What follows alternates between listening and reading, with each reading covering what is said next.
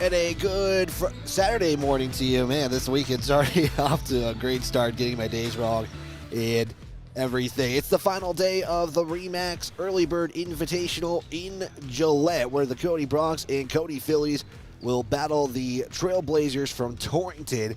I got a little mix-up on the schedule. The boys are going to play first today, followed by the girls. And right now you're seeing there's not a lot of boys on the live stream that are warming up for Cody. That's because some of the players are actually at Thunder Basin High School right now playing that JV contest, and so some of them are going to be coming in later in the game here. And again, there's a lot of warming up going on. We just concluded the first game of the day. This is the final two games for Cody. The girls will play after the boys, and right now Cody is seeking their first win of the season. They fell to Pine Ridge yesterday, 52-48, and Pine Ridge only had 3 players score in that contest. One would go for 33. And fun fact, just real quick before I continue to move on, that one player, that was Melvin Richard, the third for Pine Ridge, has scored over 70 points in 2 days of basketball.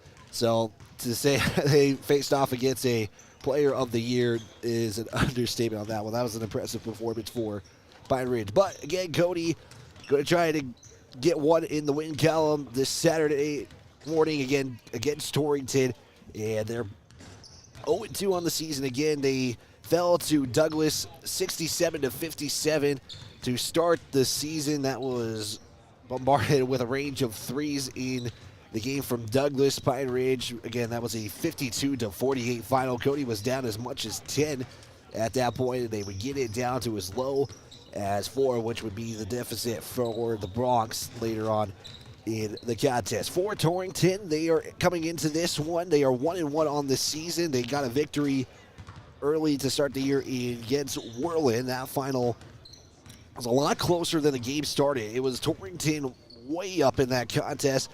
However, Whirlin would come back, crawling back their way in, but they would see Torrington get the 57-53 victory over Whirlin for Torrington. Yesterday, they would play Century, where they would fall in that contest 86-41. That's where Torrington sits with their 1-1 record on the season. We'll take a look more of the history between these two teams after this 60-second timeout, as we do have a pregame interview with head coach Jay McCartan for this one. So 60-second timeout. We're going to be back to preview more of this matchup, as this is Cody High School basketball live on 103.3 The Range, a Hard Mountain broadcasting station.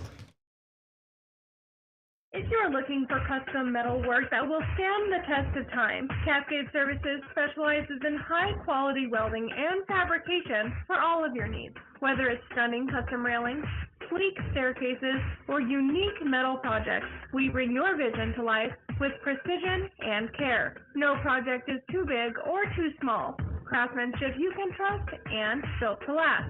Call Cascade Services today at 307-202-2433 to get started on your custom project. Woodward Tractor is your one-stop dealer for all your Takahouchi equipment and service needs. Takahouchi is known the world over for its purpose-built design philosophy, innovative technology, and dependable service after the sale. And now at Woodward Tractor, get 0% financing on all Takahouchi machines, excavators, backloaders, and wheel loaders. Special financing options are also available on Takahouchi brand attachments. See Woodward Tractor on Blackburn in Cody.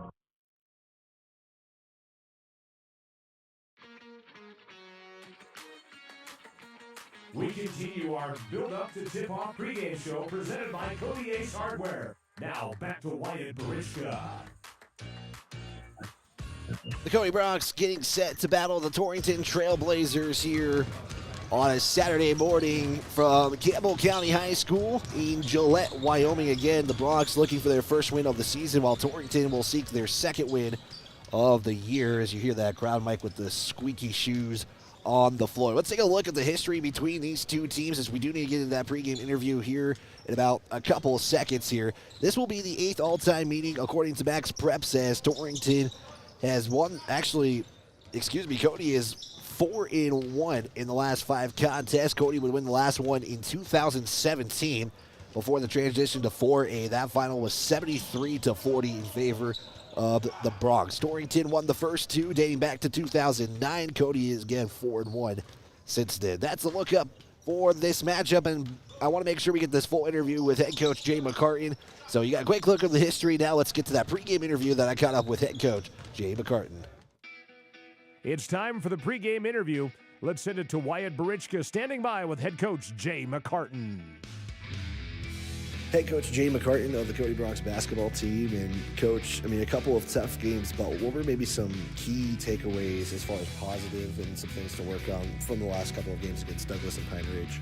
Well, I thought from the first day to the second day we made some significant strides forward. So and that's what I asked the guys. We against Douglas we didn't block out very well. Our defensive rebounding was suspect at best.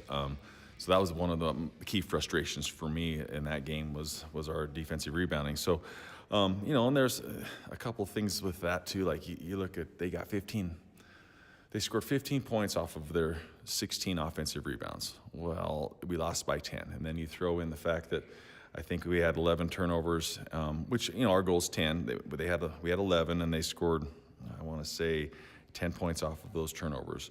So right there, that's the difference in the ballgame. And then you throw in the fact that we missed 14 point-blank shots at the rim, didn't shoot it real well, and we haven't shot it real well yet. I would say against Douglas, we shot it better from the perimeter than we did against Pine Ridge, but inside we missed some easy buckets. So, that was it a winnable game? Sure. Did we have things we need to work on? 100%. Is there things we need to do in practice that I need to coach around? 100%. So it was a great opportunity to go see where we are, see what we need to work on. I thought from day 1 to day 2 against Pine Ridge, much, much better.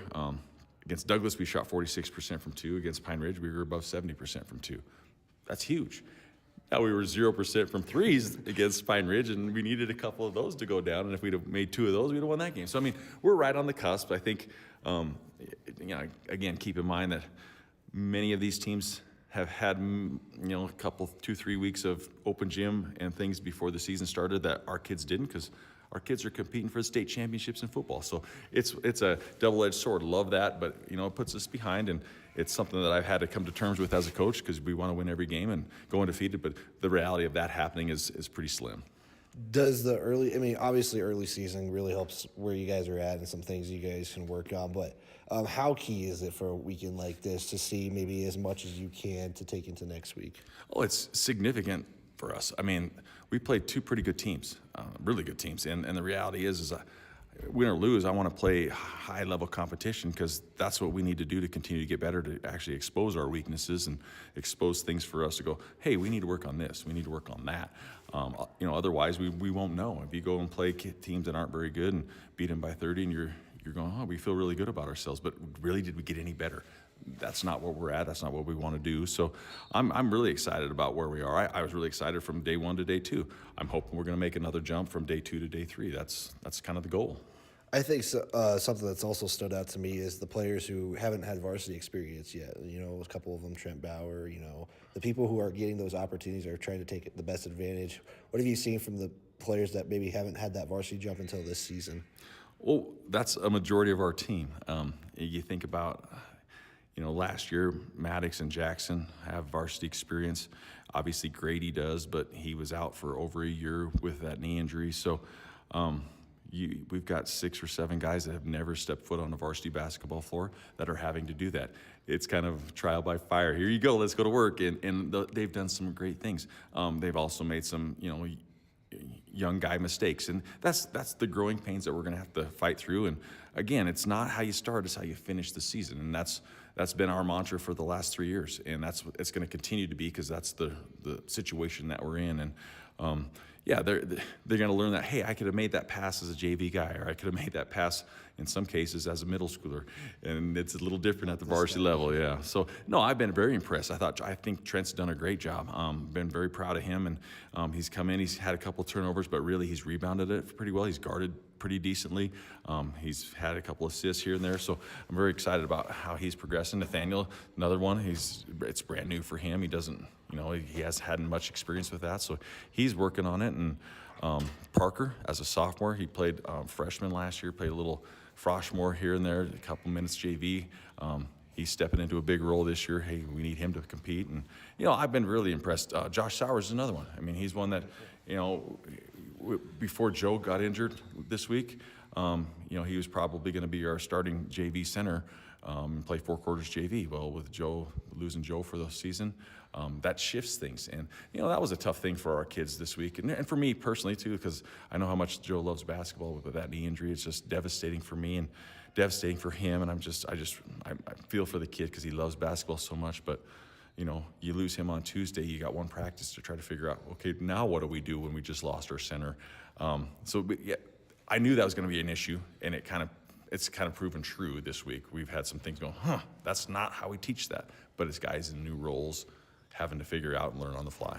Well, Coach, it's a new opportunity today. I mean, the final day here in Gillette, you guys are taking on Torrington. I would ask you maybe kind of a game plan going into this, but again, haven't had a lot of film or a lot of games to watch. So what I've been asking is, what are some things you're looking for today? What are some things you want to emphasize with your team today against Torrington? Well, again, it's the progression. It's the process. I asked them from day 1 to day 2, hey, we need to make progress moving forward. We need to fix this. We need to fix that. And from day 1 to day 2, the concern was defensive rebounding and making easy baskets. I thought those 2 things improved from day 1 to day 2. So from day 2 to day 3, we had too many turnovers yesterday. Today, we've got to take care of the ball a little bit better. And we got to make more shots. We got to make some perimeter shots today and give ourselves a chance to score. I mean, we didn't score enough points yesterday. 48 points is just not enough to win. So you got to get in the 60, high 50s, low 60s to give ourselves a chance to win. Perfect, Coach. Anything I left out? Anything you want to add before we head to the break? No, I appreciate the opportunity to visit with you, and thanks for coming and covering our kids, because it's important for our folks back home to take a look and watch our kids play. And thank you for doing what you do. Perfect, Coach. Thank you for your time, and we'll try to catch you after the game. Appreciate it. With over 40 years of combined experience, Park County Glass can handle all of your auto and residential glass needs. Serving the Bighorn Basin since 1982 with quality you can depend on and service from the heart. Stop in or call your auto glass specialist at 307-587-9303. That's Park County Glass at 307-587-9303. Allstate agent Cale Mitchell is a proud supporter of Cody High School sports. At Allstate, you can bundle your home and auto for the lowest premium rates. Cale Mitchell is your local agent and provides great professional customer service to ensure that you got the best affordable coverage needs. Call Allstate agent Cale Mitchell at 307-527-6447. That's 307-527-6447. Allstate, you're in good hands.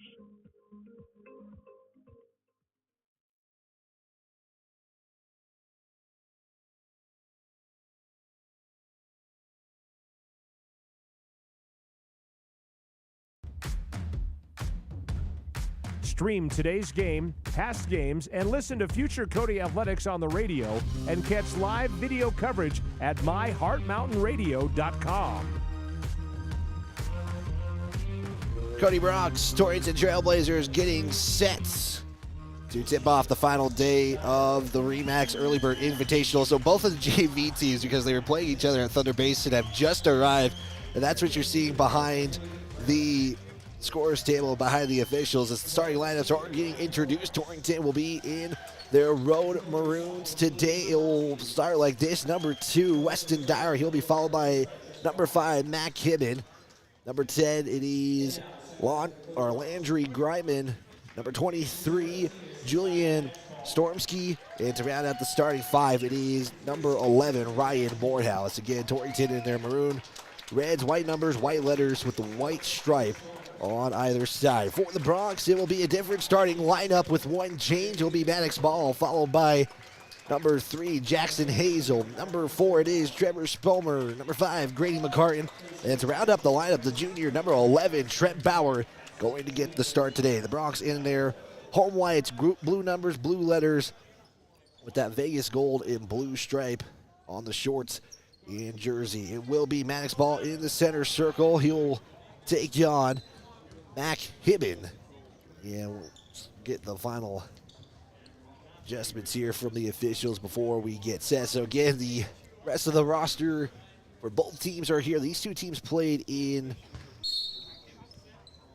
Thunder Basin, so that's why they're getting here late, and we're underway here is basketball is going to be controlled by the Bronx to start this one off. At Hazel from the top, swing it to Bauer on the low corner. Now to Ball underneath. Tries to go for the reverse. Can't get that shot to go.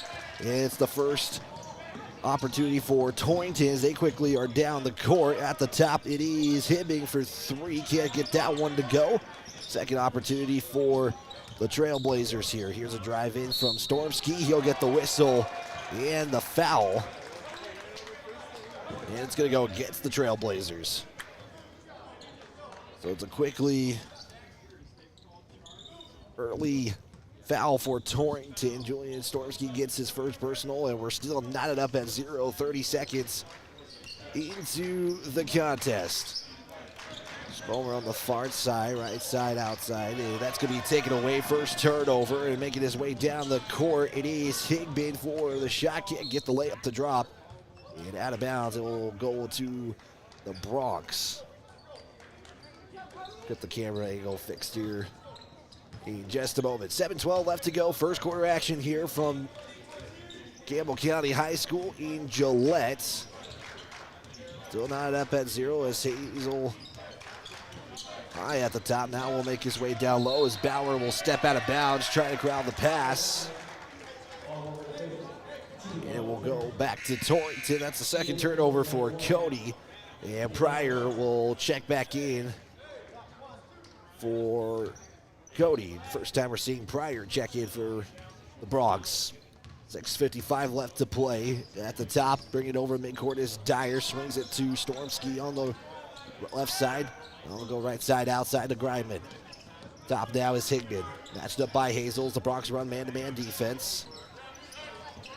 Ball playing heavy defense there on Stormsky as Pryor now going to match up with Dyer, who has the basketball. Get it up top. Swinging around the arc is Torrington. Now Stormsky's going to try to go for a step back three as it hits the back iron. Can't get it to go. It's Spalmer with the rebound. Now Hazel quickly drives in, tries to get the first score. That's the case. The Bronx taking 2-0 lead. And Jackson Hazel has had himself a pretty good start to this season. He's had double-digit points in both games. Stormsky is going to try to respond as it goes in and out, back in. For Stormsky, he's got three, and Torrington takes a quick 3-2 lead to start this one off. 5:55 left to go. Hazel to Ball on the right side. Gives it up top to Spalmer's. Bronx go left to right. Torrington right to left. Here's a takeaway. It is Dyer with the steal. Bronx quickly going back to defense. Dyer going to take a three and knock it down. And Cody is going to take some time to discuss this as Torrington 2 shots and have a 4-point lead. It is a quick, we'll see what this is. Should be a 30-second timeout. That is the case. And we'll give a big thanks to some of our sponsors as we forgot to include them early in the broadcast. How about Cody Ace Hardware, your pregame sponsors, your build-up to tip-off pregame show presented by Cody Ace Hardware, your home lawn and gardening care store. State Farm agent Jen Tallents. Like a good neighbor, State Farm is there. Pinnacle Bank, the way banking should be. Why not? Seatbelts save lives. Buckle up every time you get in your vehicle. Big thanks to all of our sponsors who make this broadcast possible. Quickly, Torrington up 6-0. So I have Torrington on a 2-0 record. They are actually 1-1 on the season for our visual audience. Feel free to chime in if you're tuning in live on the video side of things, myheartmountainradio.com.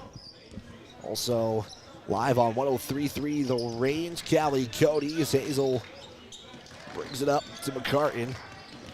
McCartan's going to drive in and will do the paint. He'll be fouled and go to the line and shoot a pair of free throws. First time Cody is going to get to the line today. They're going to give the foul off to Griman. That'll be his first personal. It's the second team foul of the contest. Did not see McCartan at the line yesterday, and McCartan will miss the first. We'll get one more free throw from McCartan. A big thanks to Canyon Therapy, your physical and occupational therapy for all your needs, as McCartan knocks down the second, and Cody will cut the lead down in half.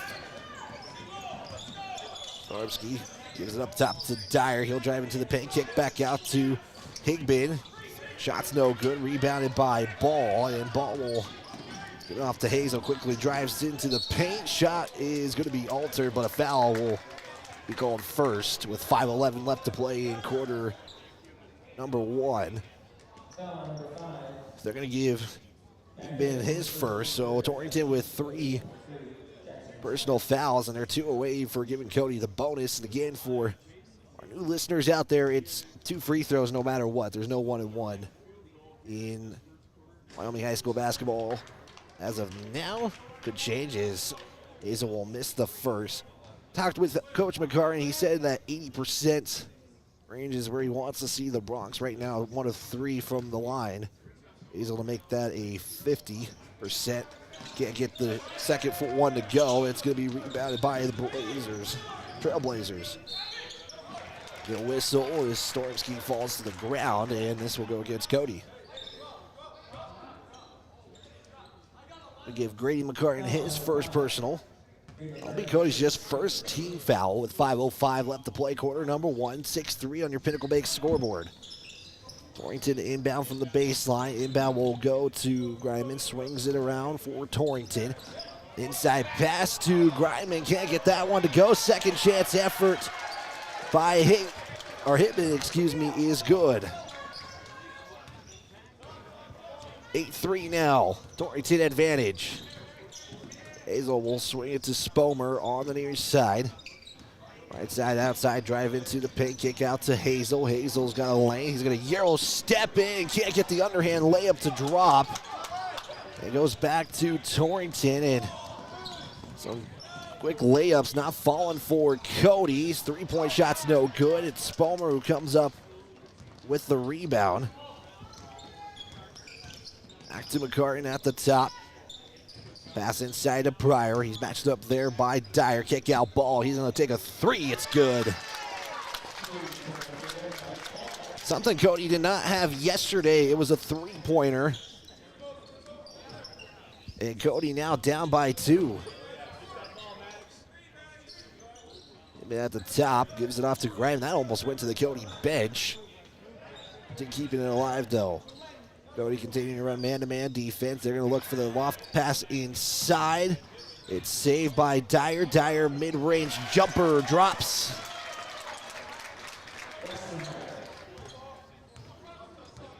.335 left to play. Quarter number 1. 10-6 on your Pinnacle Bank scoreboard. Hazel back with it. Spomer will make the cut, but McCartan comes up with it, and McCartan's going to get called for the offensive foul. Looked like Griman took one to the nose. And McCartan picks up his second. Couple of substitutions as Trent Bauer and Parker Hine will check in for Cody. So it's Ball, Hine, Bauer, Hazel, and Pryor. The 5 in for the Bronx with 3:20 left to go. Quarter number 1. Dyer will go over the midcourt stripe. Pryor matched up with him. Torrington will swing around, checking in for Torrington is Braden Heim in for the first time. He was looking for the inside pass. You're going to get the travel right there as he looked for a pass, but it came down with it as he went in the air. And Cody is going to get it back unofficially. That is Torrington's first turnover of the contest. They lead 10-6 in quarter number 1. Hazel will make the slow walk up the court. Hine gets it on the left corner. He'll bring it back up top. Pryor will set a screen for Hazel, but Bauer comes up with it. He'll take a 3, falls short. And it'll be in the hands of Dyer. Ryman right side, outside. Give it to Dyer on the low corner. Dyer's going to take the screen, look for the 3. It's short off the front iron, and putting it back up in is Heim. And the lead doubling what Cody has right now. 12-6 with 2:24 left to go. Cody with just 2 made shots so far. Ball to Bauer at the top. Torrington continuing their man-to-man. Ball's matched up there by Heim. Ball's going to drive in. Nice pass to Hazel going for the reverse, and he'll go to the line as there was some contact by Heim on the shot. Heim will pick up his first. That'll be the team's 4th, so Cody is 1 away from bonus. with 2:07 left to play. Big thanks to Allstate agent Cale Mitchell. Allstate, you are in good hands. Hazel looking for his first free throws to drop today. He'll get that one to go. Cody 2 of 5 from the line, looking to make it 50%, 3 of 6. If Hazel can knock in the second, Hazel with 3 points in this one. Just to make the lead down to 4. Freebie will roll off the front iron and got a lane violation on Torrington, so Hazel will get one more chance at it at the line.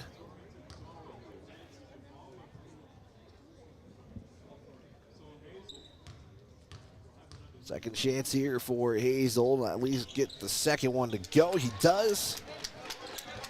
And it's a 4-point lead for Torrington. That's going to turn it over as Dyer was trying to give it off to Heim, a long pass, and it turns it over. Second turnover for Torrington is turnovers limited here in the first quarter. Under 2 to play, 1:55 to go. 12-8 your score.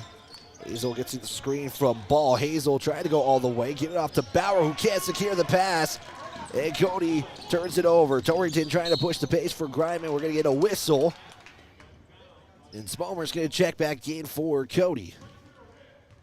Going to get Max Ball on the foul. That'll be his first personal as Bauer will check back out for Cody. Spomer's back in. So all but Grady McCartan right now. Starters besides McCartan are in. It's Parker Hines in for McCartan right now. 1:38 left to go. Torrington back with it. Ryman getting a screen. Now looks for the inside as Hines has got a mismatch there. As he'll get the rebound though off the missed shot. Back for Cody. Hazel trying to get something going. Nice pass there for Pryor. Hine, 3 deep. No good as Hazel was trying to go for the rebound and fell hard to the ground. He's able to get up.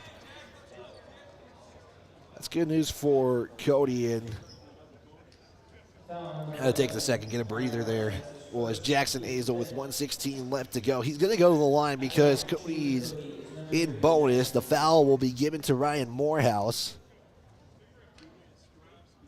You got to hope Hazel's all right. Again, heard it all the way up here in the press box. Yes, you heard me correctly. There's a press box here. Campbell County High School gym. First free throw is good. Cuts the lead down to 3. We'll get one more free throw here. Again, early game here for Cody. It's the final games for the Bronx and Phillies. Phillies are sitting behind the Cody bench waiting for their next game. It's the third and final as Hazel will go perfect from the line. 2-point game with 73 seconds left to go. Here's Morehouse underneath. Can't get the shot to go. It's Spomer who comes up with it and gives it off to Hazel, who will bring it up. Swing it to Ball. 60 seconds left to go as Ball's going to drive in right side. Goes underhand, lays it up and in. And we are tied. It's the first tie of the contest for either team. 50 seconds left to go. Morehouse at the top. Right side drive in, matched up by Ball. He goes underhand with the shot, can't get it to go, and Ball secures another rebound. Bronx looking to take the lead. We're tied at 12. Hazel will swing it to Pryor. Pryor's going to bounce pass it off to Ball, right side. Ball is going to pull it up for 3. Can't get that one to drop. And back to Torrington as they quickly hurry it up here. And losing it is Griman. Or Hitman, excuse me. It will stay with Torrington with 18.9 left to go. And Torrington will get it on the baseline. Inbound, Griman back now to Dyer. 13 left to play. Dyer in the paint, gets an opening, will pull it up, can't get the shot to go. We'll get a whistle for Morehouse. And he'll go to the line, and Cody will pick up a foul. They're going to get Parker Hine for his first personal. It's just the team's fourth. That was the last foul to give in the quarter. Morehouse going to shoot a pair here to break the tie. As Morehouse a season ago was 45% from the charity stripe, and he'll miss the first. We'll stay at 12s.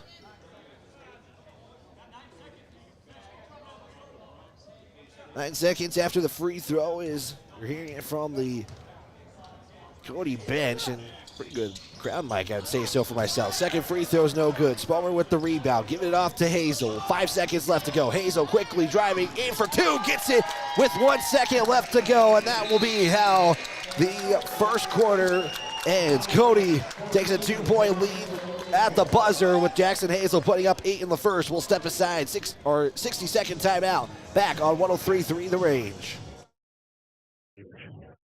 Texting and driving. Texting and driving? Everyone knows there really is no and. You're either texting or you're driving. In other words, if you're typing or reading anything while you're behind the wheel, you're not paying attention and you're not in control of your vehicle. That's why law enforcement around the state is cracking down on distracted driving. Hey, Wyoming, let's put an end to texting and driving because we all know better. There is no and. This message was paid for by WYDOT. When you make the right decision, it feels good, like picking the perfect paint color or choosing a healthy dinner. It feels really good to make the right insurance decision, too. That's why State Farm agent Jen Talich is right here in Cody to help you select the right protection at the right price. Jen and her team will make sure you understand your State Farm coverages so you'll know what to expect if the unexpected happens. With State Farm agent Jen Talich, it's easy to make the right choice. Just call her. When you want the real deal, like a good neighbor, State Farm is there. Thanks for the opportunity to earn your business, and good luck, Cody Bronx and Phillies. You're tuned into Cody High School basketball live on 103.3 The Range. Jackson Hazel with 1 second left lays it up and in, giving Cody a 14-2 or 12 advantage going into the second quarter of this one. Wyatt Bridgego with you live on 103.3 The Range, a Hard Mountain broadcasting station. Jackson Hazel gets 8 in that first quarter. We're underway. Quarter number 2 is Torrington will start with it going right to left. Dyer almost turns that over as it was Hitman was making a cut. Spalmer playing defense. Gives it off now to Stormsky at the top. Hibben is Torrington just swinging around. Cody playing man-to-man. Inside pass there was Hibben.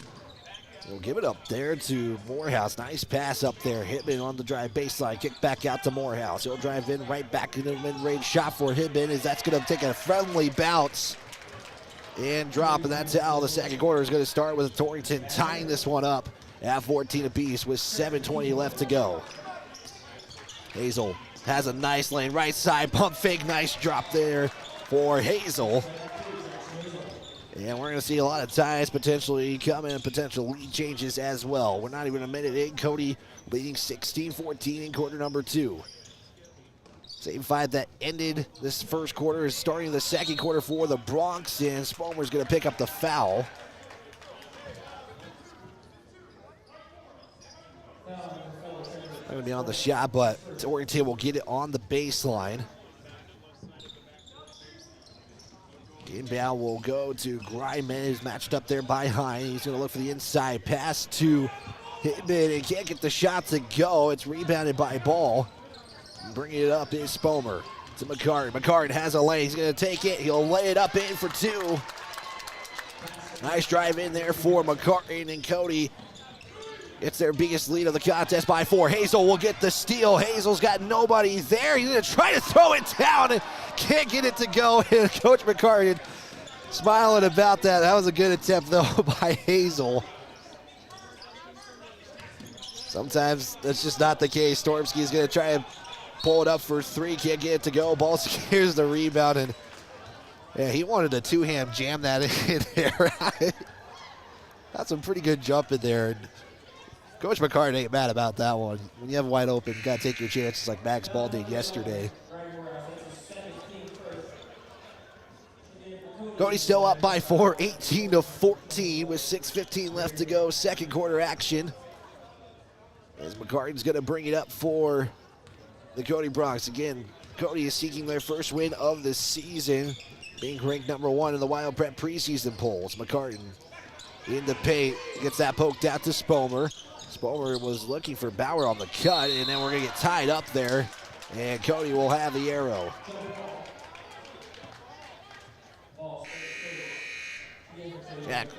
Joshua Sowers will check in for Cody. First time we're calling his name tonight, and might need some extra time, especially getting some JV minutes on the final day at Thunder Basin. Hine looking to inbound to McCartan. Thought about a three as two Torrington Trailblazers close in. Hine thought about it. Nice pump fake for two. It drops. Parker Hine with his first points. Cody now up by 6. It's 20-14 on your Pinnacle Bank scoreboard. Stormski at the arc will swing it inside. It's going to be taken away by Parker Hine. Nice job getting into the lane there. And McCartan will bring it up. 5:30 left to play. McCartan was looking for Ball, who was trying to make a move, and trying to got to slow down if you're Cody just a little bit, as we're going to get a whistle from Torrington. And it will be their first timeout of the contest. Not sure it's going to be a... Let's see if it was a 30. It's a full timeout. We'll take a quick 30. We'll step aside. Cody leading this one 20-14. We're back in 30 seconds on 103.3 The Range.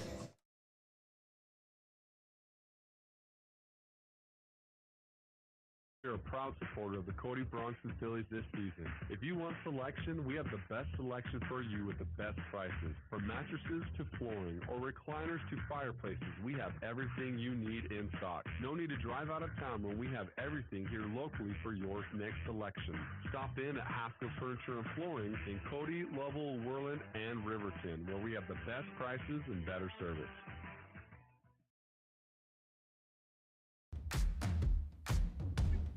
Stream today's game, past games, and listen to future Cody Athletics on the radio and catch live video coverage at myheartmountainradio.com.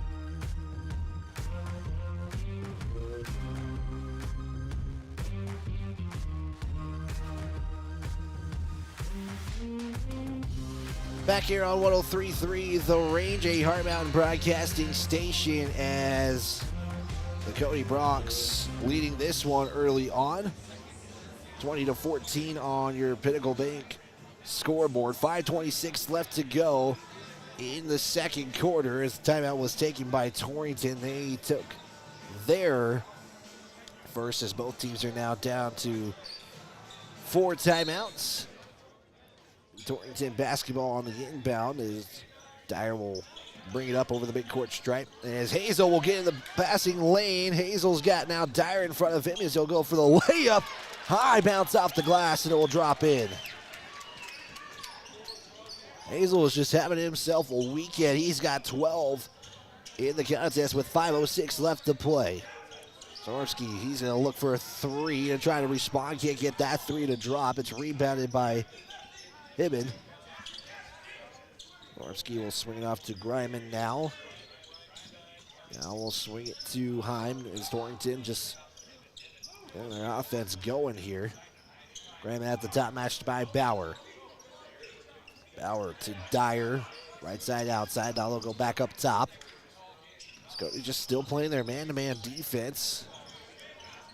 Heim is looking to go over the top with Sowers, and we're going to get a whistle.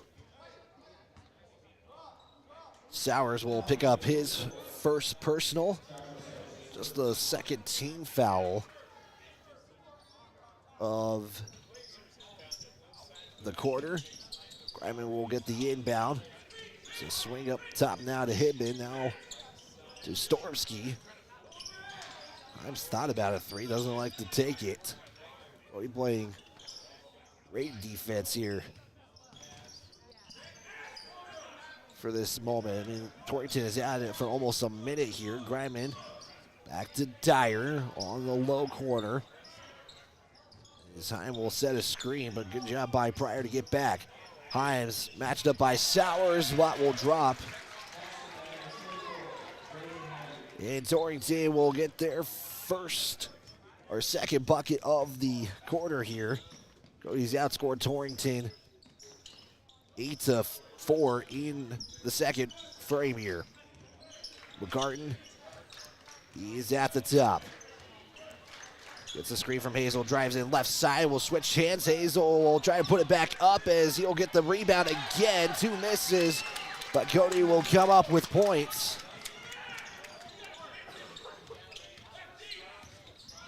And Cody now leading 24-16. We get a whistle.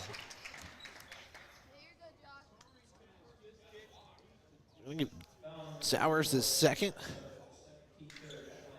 That will be the case, so Sowers will pick up his second personal foul. That will put Norski at the line, who has, apparently what I have, 7 points, but I believe that is his 4th point of the contest.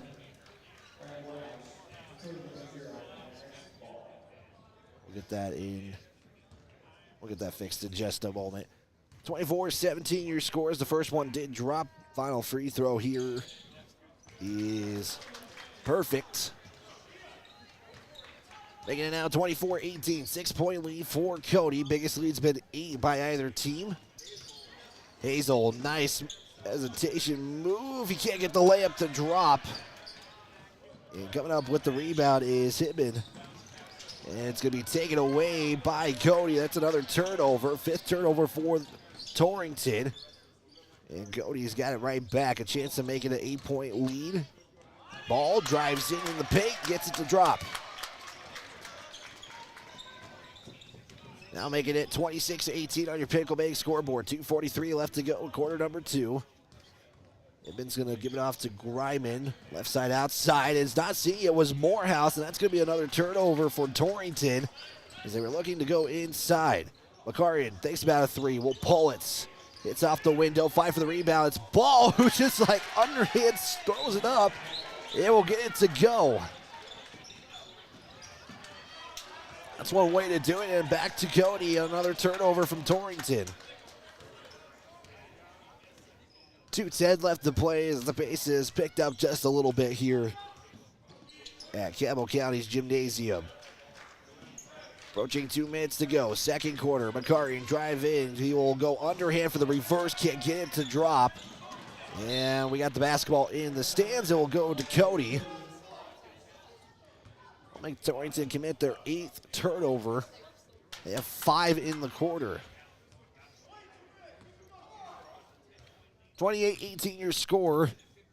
Trevor Spomer is going to check in next dead ball, as well as Parker Hine. Greiman was trying to get in the way of the pass. McCartan stops for a moment, can't get the layup to go. He'll get the rebound and put it back in. And McCartan now with 5. Cody's starting to extend their lead a little bit here in this second quarter. They have outscored the Trailblazers by 10 with 1:22 left to go. Torrington just swinging it around the arc. Stormsky's going to get the screen. Now he's going to drive in on Ball. Almost turned over there, but Greiman's able to get it. There inside, and another turnover for Torrington. Now their 6th turnover of the second quarter. Ball is going to get a late whistle, and he'll go to the line and shoot a pair of free throws. That'll be the second team foul on Torrington. They're going to give Pittman the foul. That'll be his second personal. And Ball's at the line to shoot 2 free throws. He'll knock down the first. Making it now a 13-point lead for Cody. Hine and Spomer check in now as Hazel and Bauer are checked out. Free throw is up and good for the second one. And we're under a minute left to play here at Campbell County High School. Again, Cody has played great first half. It's been the second half that's gotten them so far. Here's a pass inside. Spomer almost creates the turnover. As it will stay with Torrington, and Cody's done a good job as well creating turnovers. Hazel gets a quick breather. Now McCartan will check out with 47.5, probably trying to avoid that third team foul or third personal that McCartan would pick up if he was to have committed one. Here's a drive in on Morehouse. Gets a little contact from Ball. Shot's no good as Maddox will secure the rebound for the Bronx. 34 seconds left to go. Cody can hold for the final shot if they really want to. Under 30 seconds left to go. Hazel's at the top. Stormsky now making Hazel do some work. So look to drive in. Loses the basketball. It's stolen by Hinton. 17-16. He'll pull up from mid-range to have it drop for two. Can't get that to go. And again, it's Maddox Ball with the rebound. 7 seconds left to go. Hine to Ball. Ball can't get anything to go. Hazel picks it up. 2 seconds. One. Pryor at the buzzer. Gets it to go. Hot potato fails. And it's going to go for Nathaniel Pryor. I mean, it was bouncing all over the place. And Nathaniel Pryor will knock it in to end the first half of play here. And Cody is up by 17. It's 35-18. We'll step aside for that Keeler Sanitation halftime report. And we'll get you your halftime show next. That 2-minute report coming up on 103.3 The Range.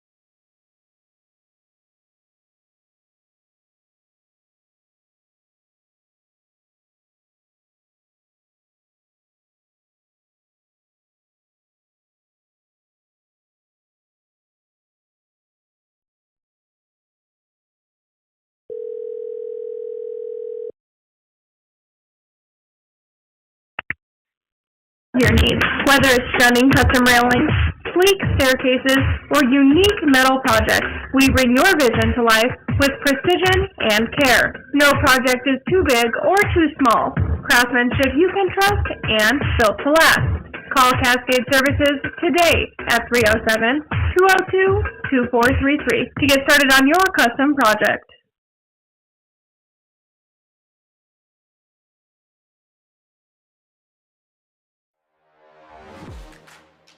This is Cody Bronx basketball on 103.3 The Range. Cody Bronx leading this one at the Kiel Sanitation halftime. It is the Cody Bronx 35, Torrington 18. The Bronx outscore the Trailblazers 21-6 in the second quarter. Take a look quarter by quarter. It was just a 2-point advantage for Cody where they led 14-12 in the first quarter. Second quarter 21-6 was the second quarter score. Take a look at some other stats here. We've only had 2 lead changes, 2 ties so far in the contest for the Trailblazers. They would go 7 of 23 unofficially from the field at just 30%. They would take 10 shots from beyond the arc and only convert on 2 of them in the contest. Only 4 opportunities at the charity stripe, and it's 2 made shots out of 4 attempts at 50% for Torrington. For Cody, they are unofficially 13 of 26 from the field at 50%. That's a pretty good shooting day for the Bronx. 2 of 6 from three-point land, which is something they did not have at all yesterday. So that's some good news for Cody. At least a couple is the big thing. And 7 of 11 from the charity stripe, and a lot of that is Maddox Ball and Jackson Hazel from the line. McCarty has knocked 1 out of 2 down. But again, 7-11 from the line. Coach McCarty was mentioning the 80% mark is where Cody is looking to go from the free throws. Turnovers, Torrington with 9, Cody with 6. Those are some of the team stats in this one. And right now, unofficially, Cody has out-rebounded the Trailblazers, unofficially 16-12 as well in the contest. So we'll step aside and take a 90-second timeout. We'll get some individual numbers next as Cody leading this one right now on your Pinnacle Bank scoreboard during the Kiel Sanitation halftime report, 35-18. Back in 90 seconds on 103.3 The Range. Woodward Tractor is your one-stop dealer for all your Takahouchi equipment and service needs. Takahouchi is known the world over for its purpose-built design philosophy, innovative technology, and dependable service after the sale. And now at Woodward Tractor, get 0% financing on all Takahouchi machines, excavators, track loaders, and wheel loaders. Special financing options are also available on Takahouchi brand attachments. See Woodward Tractor on Blackburn in Cody. With over 40 years of combined experience, Park County Glass can handle all of your auto and residential glass needs. Serving the Bighorn Basin since 1982 with quality you can depend on and service from the heart. Stop in or call your auto glass specialist at 307-587-9303. That's Park County Glass at 307-587-9303. Allstate agent Gail Mitchell is a proud supporter of Cody High School sports. At Allstate, you can bundle your home and auto for the lowest premium rates. Gail Mitchell is your local agent and provides great professional customer service to ensure that you got the best affordable coverage needs. Call Allstate agent Gail Mitchell at 307-527-6447. That's 307-527-6447. Allstate, you're in good hands.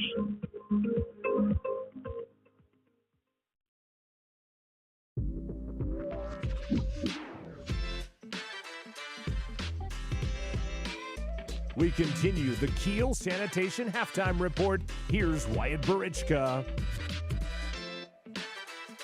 Cody taking a 35-18 advantage going into the half. And taking a look at some of the halftime numbers individually. We'll start with the Torrington Trailblazers as they are currently led by Dyer, who has 5 points in the contest. Julian Stormsky with 5 as well in the contest for Torrington. You have Ibn with 4 points, and Haim has 4 points in the contest as well. For the Cody Bronx, it's led by Jackson Hazel. He's got 14 points and 2 rebounds. Max Ball, 11 points, 7 rebounds in the contest. Grady McCartan with 5. And you also have Parker Hine with 2 points in the contest prior, knocking down a 3 to end the half. That is your individual halftime statistics. We'll take one final timeout. We'll take a 60-second timeout, and the second half will get underway. Again, the Cody Bronx leading this one 35-18 on your Pinnacle Bank scoreboard, as this has been your Kiel Sanitation halftime report live on 103.3 The Range. Back in 60 seconds. Texting and driving. Texting and driving?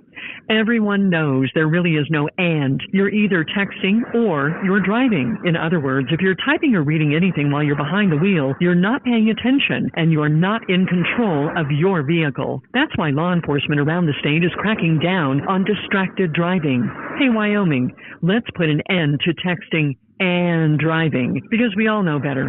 There is no and. This message was paid for by Whiteout. When you make the right decision, it feels good, like picking the perfect paint color or choosing a healthy dinner. It feels really good to make the right insurance decision, too. That's why State Farm agent Jen Talich is right here in Cody to help you select the right protection at the right price. Jen and her team will make sure you understand your State Farm coverages so you'll know what to expect if the unexpected happens. With State Farm agent Jen Talich, it's easy to make the right choice. Just call her. When you want the real deal, like a good neighbor, State Farm is there. Thanks for the opportunity to earn your business, and good luck, Cody Bronx and Phillies.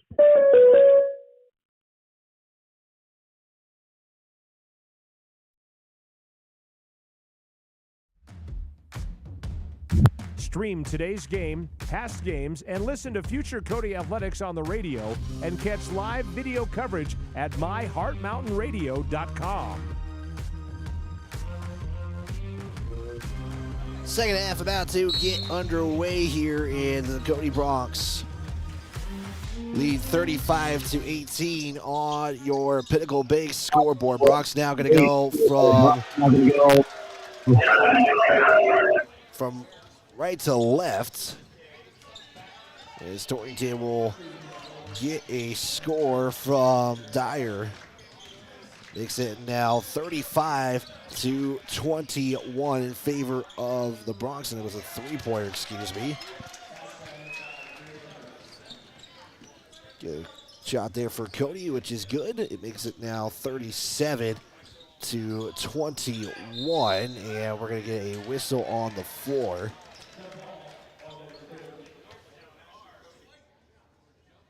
Jump ball will favor the Bronx is what the call is. Trying to catch up on everything here on our platform. So Cody basketball up 37-21 on your Pinnacle Bank scoreboard. We appreciate you tuning in, however you may be tuning in this one. McCartan for 2 off the glass is good. McCartan with the score gives Cody their lead back to 19. Should be 18, excuse me, 39-21. Here's a driving for 3, it's good. Dyer with the 3, and it's Torrington's making their threes. They got unofficially 4 of 12 from three-point land. 39-24 your score with Hazel. Will give a nice pass to Ball as he was going to the bucket. That was a good cut there from Ball. He was ahead of his man, and now he's guarding Morehouse. He's going to cross-court pass that off to Griman for 3, and that's going to go. And that guy's going to really have to stop these threes here. And as they gave Grady McCartan a 3, I apologize for her visual audience. We're trying to get everything fixed here. Hazel in the paint. We'll have it drop. Jackson Hazel with the score. We're seeing scoreboard feels like malfunctions everywhere from both parties. Drive in Morehouse. Here's the kick up top to Griman. He'll take a 3. It bounces off the front iron. It's going to be rebounded by Ball. And Bauer's going to slow it down, give it off to McCartan. 43-27 your score. He's going to drive in for ball. It's good. Max Ball has 15 in the contest. 45-27 your score. 5:10 left to go. Third quarter action here. As Stormkey will get up to Morehouse. There's the swing to Dyer. Torrington is continuing swinging around. Stormsky will take a three, hits the front iron, no good. Max Ball again with another rebound. He's just been hanging out down there, and they've dropped in for Cody. Ball, right lane, drive in, and oh, watch out as Stormsky went to the ground hard, but he's able to quickly get back up. As Ball was claiming he was trying to take the shot and making a case for that. That definitely wasn't. At least from my view. Parker Hines checks in. And Pryor will check in for the Bronx. More substitutions as Himes is going to check in for Torrington. Here's an inbound to Hine. Hine now is going to give it back up top to Ball. Carton calls for the screen from Maddox. Fakes it one way, goes the other, and it's going to be an offensive foul on McCartan. And Cody will commit the offensive foul and turn it over. Have a stoppage on the court for, I think, a shoe. Getting two lead changes, two ties. 4:37 left to go in the third quarter here from Campbell County High School. Again, the girls will be on after the conclusion of the boys. As we're going to get a whistle. Offensive foul, and this time on Torrington. So who they give this off to is, they give Hibben his third. They did. Nope, they changed it. It's the delay on the scoreboard. That's what gets me. Heim picks up his second. McCartan will come to the bench. Bauer will make his way back in. Cody has only run a 8-man rotation in this contest. Here's Hazel now at the top. Hazel, he's going to go ahead and pull it up for three. Can't get that to drop. Max Ball with the rebound, and a whistle will be called. Whistle on Torrington. They're going to give it to Griman, picking up his second personal. 4:14 left to go. Hine will get the inbound. Back hand off to Hazel. There's a swing to Bowers. It goes out of bounds.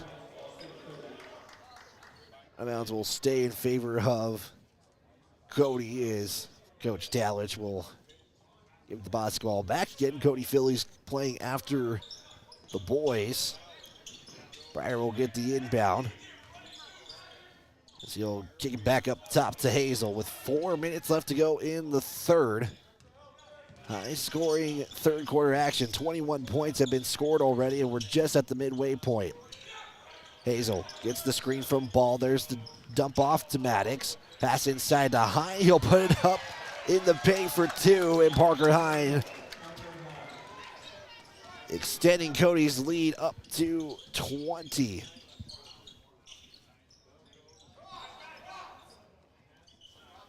(47-27) on your Pinnacle Bank scoreboard. And Stormsky will have it left side outside. Now to Morehouse at the top, matched up by Bauer. Bauer almost poked that out, and I think you're going to get the call on Bauer. That will be the case. Bauer picks up his first personal. Will be the team's second. Torrington with 3 team fouls. 3:20 left to go here. Quarter number 3, 47-27 on your Pinnacle Bank scoreboard. Dyer's going to drive in, pull it up from the elbow. Can't get that shot to drop. Hazels will secure the rebound for Cody. His ball is going to go left side. He'll get the whistle, and some free throws coming for Maddox, who is 2 of 2 from the line today. Had a pretty good weekend from the charity stripe, as Cody will have their 12th and 13 attempt from the line. Ball's first free throw is off the mark, and as soon as I say that, you feel like the broadcaster jinx has come in. Gets everybody. Second free throw is off the back iron and no good, and that's an uncharacteristic trip for Maddox, but it stays out of bounds. And Cody will get the basketball back with 3:02 left to go. Hazel to inbound. On the baseline, inbound will go to Hine as he will go in the paint, back out the ball. He'll watch a three, hits the front iron. And off the mark, it's Dyer. Quickly to Griman, swing to Stormski at the top. Third quarter action here from Campbell County High School. Back now to Griman. Long pass up there for Dyer, takes the three, hits the iron, rebounded by Himes. Griman three, he'll get the second chance, it'll pay off. Hyman with 6. Torrington cuts it to 17. Hazel will slowly bring it up, and that's something Torrington and all opponents against Cody have been doing well in, getting three-pointers to drop. They got 6 in. Here's the cut from Pryor. It's a turnover. Right idea for Cody, just didn't pay off as Stormski Euro steps it in for 2. Stormski with 7. Got it to 15. Cody looking for a bucket, first time in a while, as Hazel will get fouled. He'll go to the floor again. And Hazel will make another trip to charity stripe with 1:45 left to go. Foul will go against Torrington, waiting to see who they give it to. With my luck, I'd be ahead of all of the things here. Morehouse will pick up his third. Hazel had a pretty good day at the line. He'll miss that first one, though. He has 16 points and 3 boards. Currently 4 of 7. 4 of 8 from the line.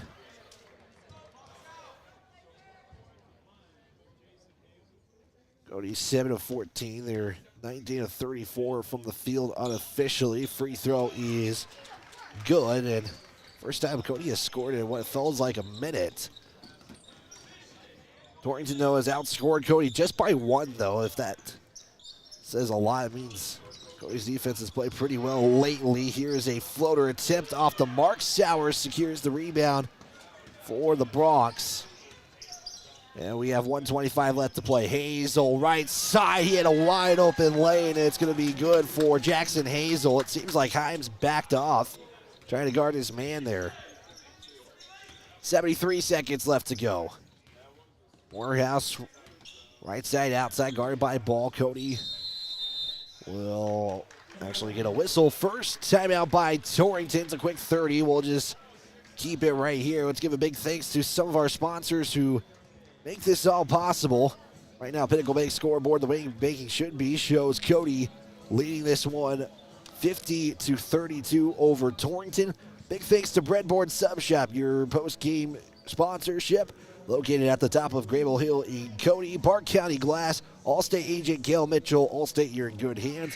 State Farm agent Jen Taylor. It's like a good neighbor. State Farm is there. Keel Sanitation, Woodward Tractor, and Canyon Therapy. Well, now Cody has outscored Torrington 15-14 in the third. We have seen Cody get up, according to my stats, as high as 20 at one point. Torrington's biggest lead has been 6. Right now the lead is at 18 for Cody. Cody quickly dispersing from their team huddle after that 30-second timeout. The Bronx will be in Douglas next weekend. We won't be there, as they will be in Douglas. Will be in Lander. We'll still get coverage for everyone for the boys' side. So again, we'll be covering the girls in Lander next week. We'll tell you those opponents here in just a moment. Timeout again was taken by Torrington. They're down to 3 as it goes out of bounds, and Cody will get the basketball back. Jackson Hazel with a quick excitement there for the Bronx. Under a minute left to play in the third quarter at Campbell County High School. Hazel again quickly drives in for two, and he's got a lot of those this weekend. Just quick pick up the speed type bucket layups, and it's paid off. He's got 21 in the contest unofficially. Stormsky goes baseline past Hazel. Shot's no good. Pryor will come up with the rebound with 33 seconds left to go. Pryor goes left side, bounce pass it into Sowers. Sowers backed up on Himes. He'll look for a little hook shot, kind of one right there. It's no good. Hazel, second opportunity from mid-range will drop, and Hazel is having himself, again, like I say, he's having himself a great weekend here. He's hit double digits every single time. Stormsky, 5 seconds left to go. 54-32. Stormsky gets the screen, pulls it up for three at the buzzer. It's good. Torrington at the buzzer will knock it in for three. Stormsky gets 5 in the quarter and cuts the Cody lead to 19. So 54-35 your score. Our final 8 minutes are coming up next. 30-second timeout on 103.3 The Range. Hey guys, this is Zach Haskell with Haskell Furniture and Flooring. We are a proud supporter of the Cody Bronx Distilleries this season. If you want selection, we have the best selection for you at the best prices. From mattresses to flooring or recliners to fireplaces, we have everything you need in stock. No need to drive out of town when we have everything here locally for your next selection. Stop in at Haskell Furniture and Flooring in Cody, Lovell, Worland, and Riverton, where we have the best prices and better service.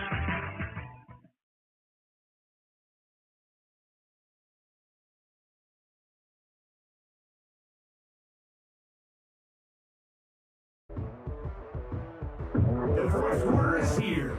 The final 8 minutes start now.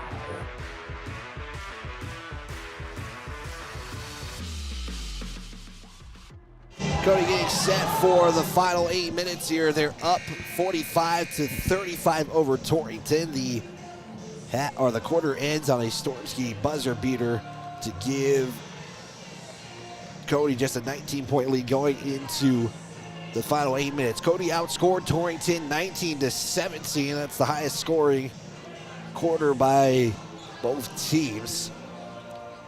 And right now, Cody looking to hold on to for the final 8 minutes and get their first win of the season against Torrington. And we are underway here. Final 8 minutes are on. For Cody, it's Spomer, Sowers, Ball, Hazel, and McCartan. The 5 to start for the Bronx. The final 8 minutes as those 2 points are courtesy of Griman, and Torrington will get the first punch like they did to start the second half. 54-37 on your Pinnacle Bank scoreboard. Hazel will pick up his dribble looking for somebody, which is Ball. Ball long pass to McCartan as he'll back up, get the offense reset here. Here's a pass to Sowers. Now we'll swing it to Spomer. Oh, he had a 3 if he elected to take it, but doesn't elect to. Torrington showing more of a zone defense on that one. Couldn't get that to drop. Fighting for the basketball. Sowers was trying to knock it off of Stormsky and couldn't get it to go. Looked like Torrington showed zone there to start that fourth quarter. 7:07 left to play in quarter number 4. Torrington looking to go to 2-1 on the season. Cody looking to go 1-2. Stormsky for 3. It's good. He's got 3 threes knocked down in the contest, and Torrington is down by 14. Cody needing to hold on here. Inside to Sowers, down to Spomer, back up to Hazel as Cody is just swinging around right now. Inside to Sowers, matched up by Hibben. Back out to McCartan. McCartan from the free throw line, in and out. Sowers rebound, puts it up again, can't get that one to go. And it goes back to Torrington. Layup shot no good. Last touch by Sowers as he was looking for the rebound. Couldn't get it to go. And Get a whistle, I believe timeout Torrington. The case full timeout. We'll take a quick 30. It is the Cody Bronx 54, Torrington 40. We'll step aside as Cody takes the timeout. Back in 30 seconds on the range.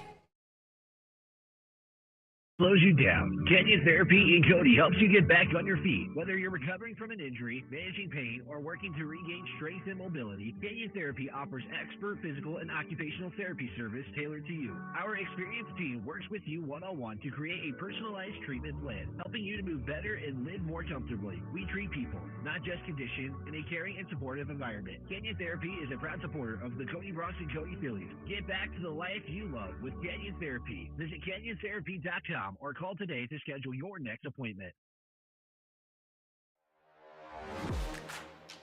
This is Cody Bronx basketball on 103.3 The Range.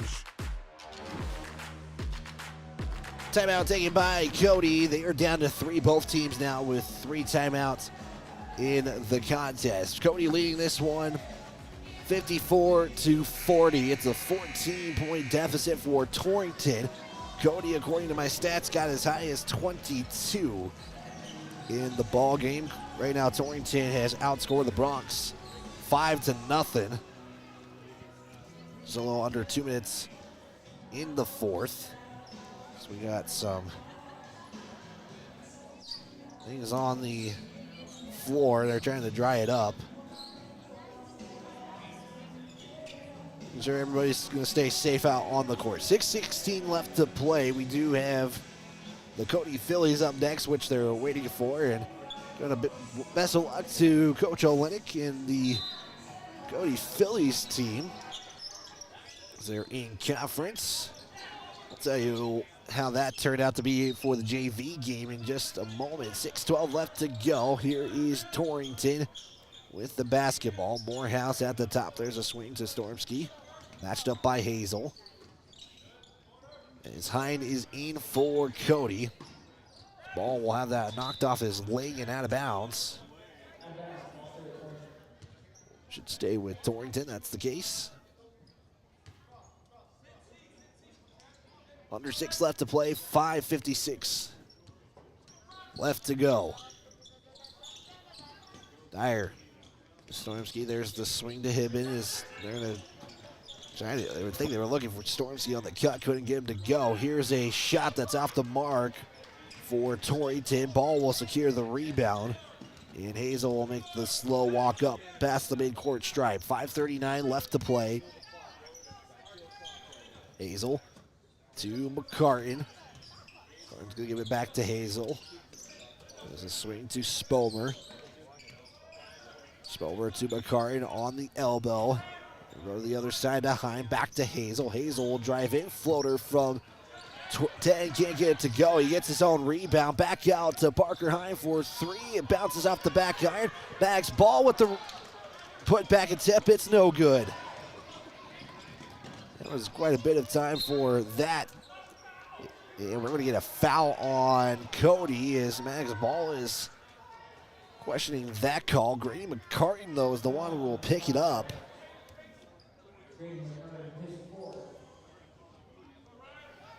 As Coach McCartan's questioning that call as well, and McCartan will make sure he gets those questions answered.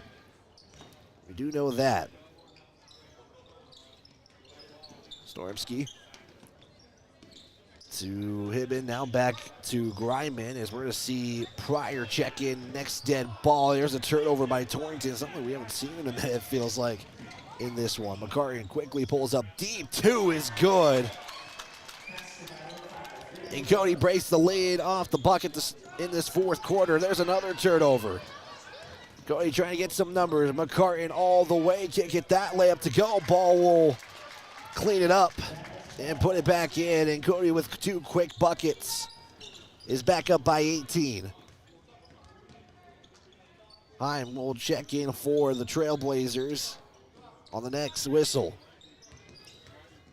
Ryman will spin, matched up by Hine. Back out to Hibben.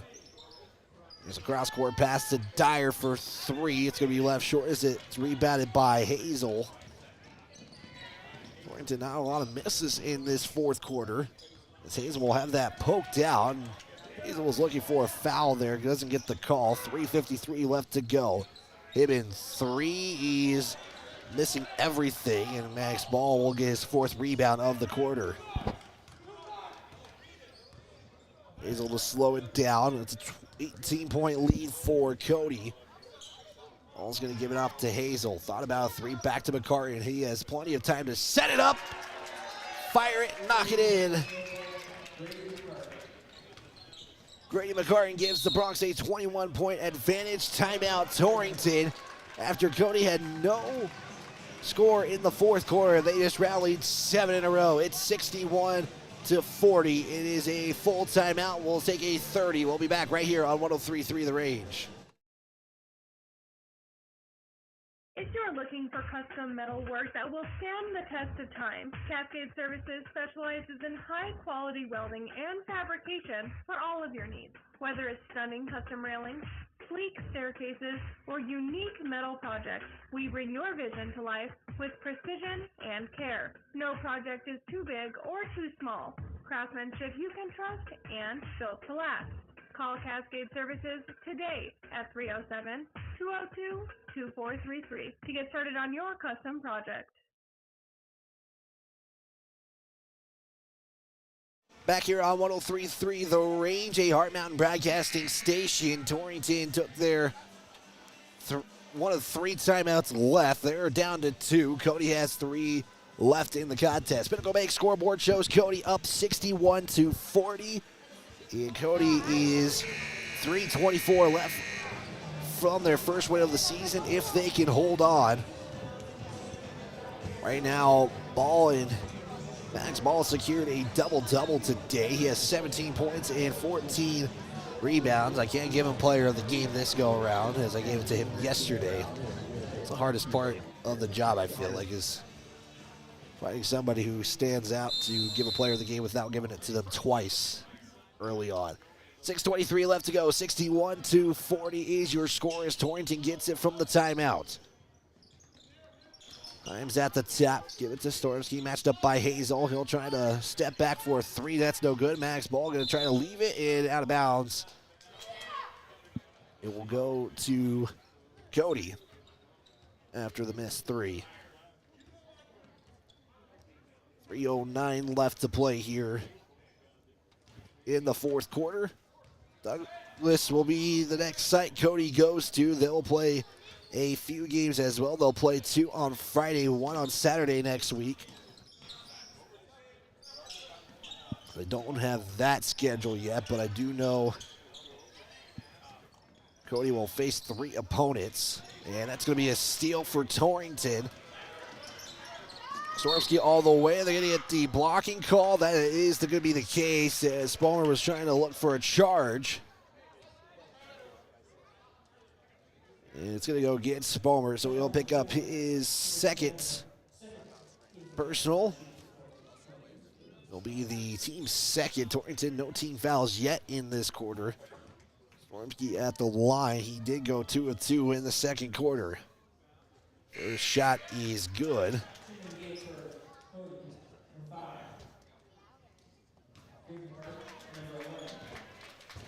And we'll see Spalmer check out as well as Hazel. Bauer is back into the ball game for the Bronx. And Stormsky only gets 1 to go. And back to Cody it goes. 2:37 left to play. McCarty quickly driving in with the underhand. Scoop and score in Grady McCarty now with 14. Gives Cody a 22-point advantage. That's the biggest lead for Cody today.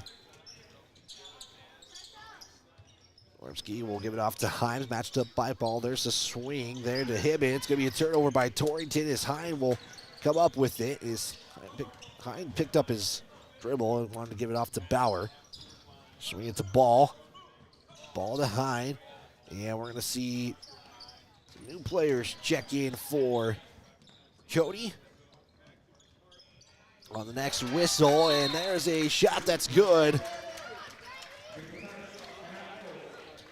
That's a 3-point shot there for Hines. That's good. And that will be timeout taken by Cody. They are down to 2. Is going to be just a quick huddle up together. So we're going to see some new players check in for the Bronx here as they are pretty much on their way to their first win of the season against the Torrington Trailblazers. And we're going to see Finn Manley check in. I'm going to get the other names here in just a moment. I believe we're going to see Wade Bauer check in as well. And Sowers will also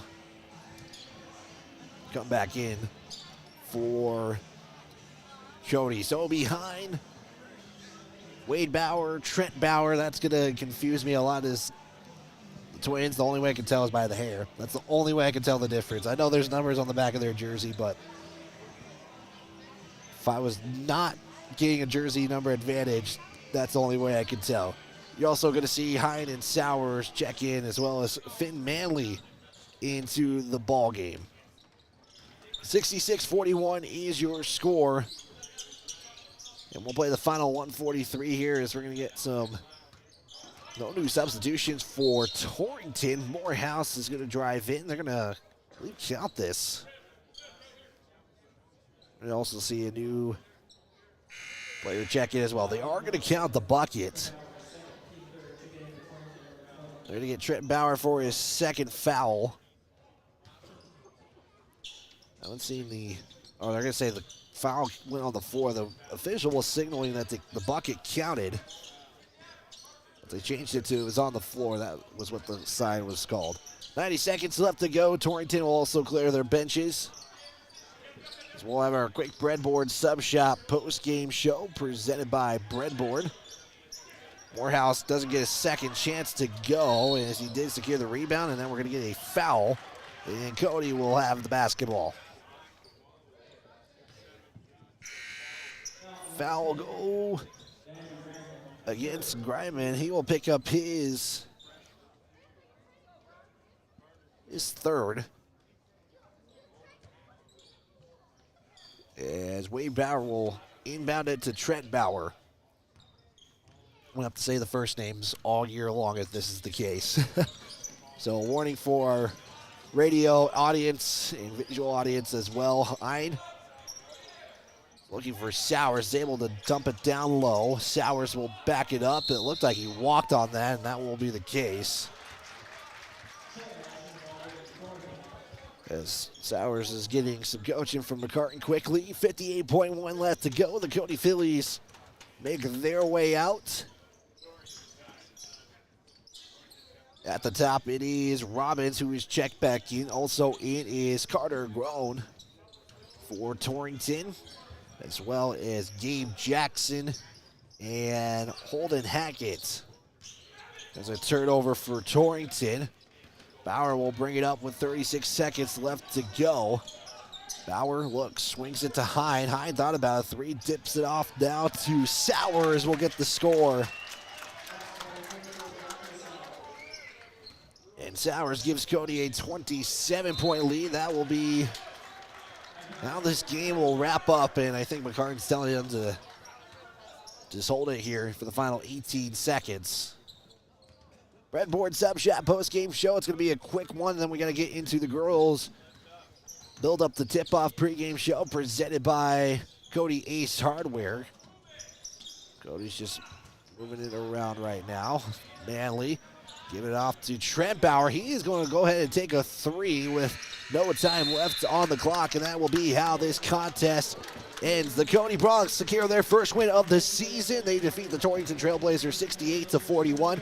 We'll take a quick 60-second timeout and get into our Breadboard Sub Shop post-game show presented by Breadboard Sub Shop in Cody. Back in 60 seconds on 103.3 The Range. Woodward Tractor is your one-stop dealer for all your Takahouchi equipment and service needs. Takahouchi is known the world over for its purpose-built design philosophy, innovative technology, and dependable service after the sale.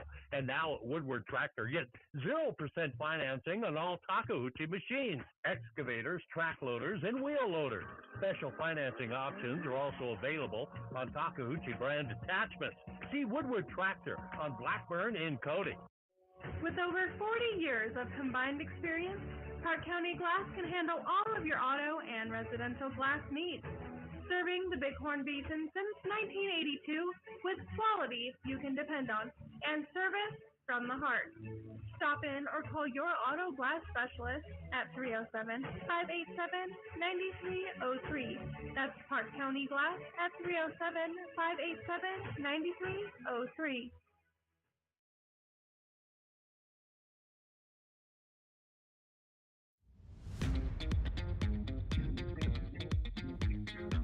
Time now for our Breadboard Sub Shop postgame show on 103.3 The Range and online at myheartmountainradio.com.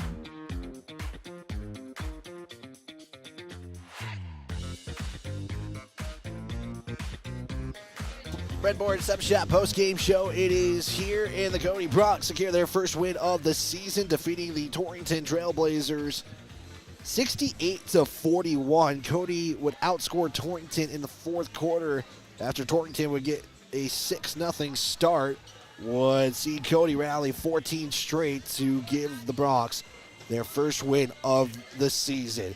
We're going to quickly hurry up here because we do have the next game coming up here in just moments. We're waiting for a clock to go, and there's the 10-minute timer as well. For Cody, they would get 23 from Jackson Hazel. They would get 17 from Maddox Ball with 14 rebounds in the contest as well. So a really good showing from the seniors today. Grady McCartney would finish with 14 points in the contest. We'll give our State Farm agent, Jen Talent, player of the game in just a moment. So we'll tell you who we will pick for that one, as I still got to make a decision on that one. Parker Heim would finish with 7, and Sowers would finish with 4 in the contest. I have unofficially. Again, all stats are unofficial. For Cody, they would go unofficially 28 of 52 from the field, 8 of 15 from the free throw line, and 4 of 12 from three-point land. And we forgot to mention Pryor getting 3 at the buzzer at the end of the second quarter. For Torrington, it was led by Dyer, who would finish with 13 points in the ball game. Stormski would finish with 9, 11, 12, 13, 14. So he would actually lead the way by 1, as there was some mix-up on the stat sheet. Greiman would finish with 8, and Hibbett would finish with 4. Heim would finish with 2 points in the contest as well. The Bronx would get all but 4, 5 players to score, so that distribution of the basketball was pretty good showing for Cody as well. 2 lead changes, 2 ties, and the turnover margin favored the Bronx, as Torrington had more turnovers with 15-12 on the turnover margin. That's going to wrap it up, as we do have one more obligation. That is to select our player of the game. It's presented by State Farm agent Jen Talich. We're going to give it to Grady McCartney today. The drive-ins, they were finally paying off. He would knock down some shots as well for Grady. So Grady McCartney will pick up our State Farm agent player of the game, presented by State Farm agent Jen Talich. We'll take a 90-second timeout, as the girls' game is coming up next. They'll look to go perfect this weekend at a 3-0 record. We'll step aside, back in 90 seconds, live on 103.3 The Range. Allstate agent Cale Mitchell is a proud supporter of Cody High School sports. At Allstate, you can bundle your home and auto for the lowest premium rates. Cale Mitchell is your local agent and provides great professional customer service to ensure that you got the best affordable coverage needs. Call Allstate agent Cale Mitchell at 307-527-6447. That's 307-527-6447. Allstate, you're in good hands. Texting and driving. Texting and driving? Everyone knows there really is no and. You're either texting or you're driving. In other words, if you're typing or reading anything while you're behind the wheel, you're not paying attention and you're not in control of your vehicle. That's why law enforcement around the state is cracking down on distracted driving. Hey, Wyoming, let's put an end to texting and driving, because we all know better. There is no and. This message was paid for by White-On.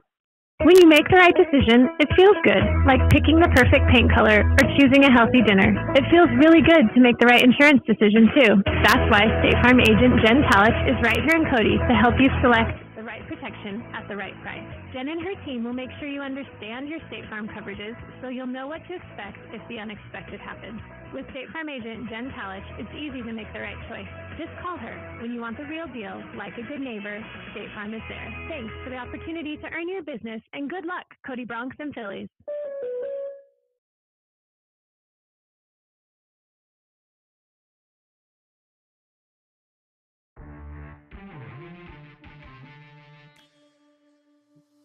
This is Cody Phillies basketball on 103.3 The Range. And a good morning to you live from Campbell County High School on the campus of Campbell County High School in their gymnasium. We get set for the girls matchup now, as the girls will get the second game of this doubleheader. Wyatt Barichka with you live on 103.3 The Range, and it's time for our Build Up to Tip-Off pregame show. It's presented by Cody Ace Hardware, your home, lawn, and gardening care store. Make sure you visit them at the Beck Lake Plaza. Well, for the Cody Phillies, they're looking to make it 3 for 3 this weekend after an 81-18 win over Pine Ridge yesterday. They would get a big win over Buffalo the day before to earn their 2 wins of the season. Cody has seen a lot of scoring. Only 2 players yesterday for Cody did not score for their game against Pine Ridge, so that just says a lot. Their defense has been very aggressive this season, and we're seeing Grace Hayes with over, I believe, 40 points on the year. Their Buffalo score would be 51-28 on the season. Those are the Cody Phillies. For Torrington, they're 1-1 after falling in their contest yesterday against Century, as we're going to try to get the history between these two teams in just a moment. They would fall to Century yesterday with a final of, we'll get the score, and I know they scored 41 in their contest. They would defeat Whirling, though, to start the season 50-25. Those are how Torrington is in this one. And taking a quick look at the history before our pregame interview with head coach Chris Wagner, as we did catch up with him, is he had to coach both games again. We'll talk about that in just a moment. Torrington leading the all-time series against Cody, dating back to 2009. It's 9-3 the record. And for the Phillies, they did win the last matchup dating back to 2017. That final would be 65-46. However, Torrington would rally 8 straight, though, prior to that. Cody's last win again, 2017. Torrington looking for their last win since 2015. A little familiar faces as well between the two head coaches in the contest as well. So let's get into that pregame interview right now that I caught up with head coach Chris Wagner. It's time now for our pregame interview. Sending it back to the court with Wyatt Barichka with head coach Chris Wagner. Back here on 103.3 The Range here with head coach Chris Wagner. And coach, just yesterday it's kind of the same thing as Buffalo. A lot of transitional points for you guys yesterday. Just kind of some of the key takeaways from yesterday's game. I mean, girls just locked in, defensively. Just a great positioning from the get-go.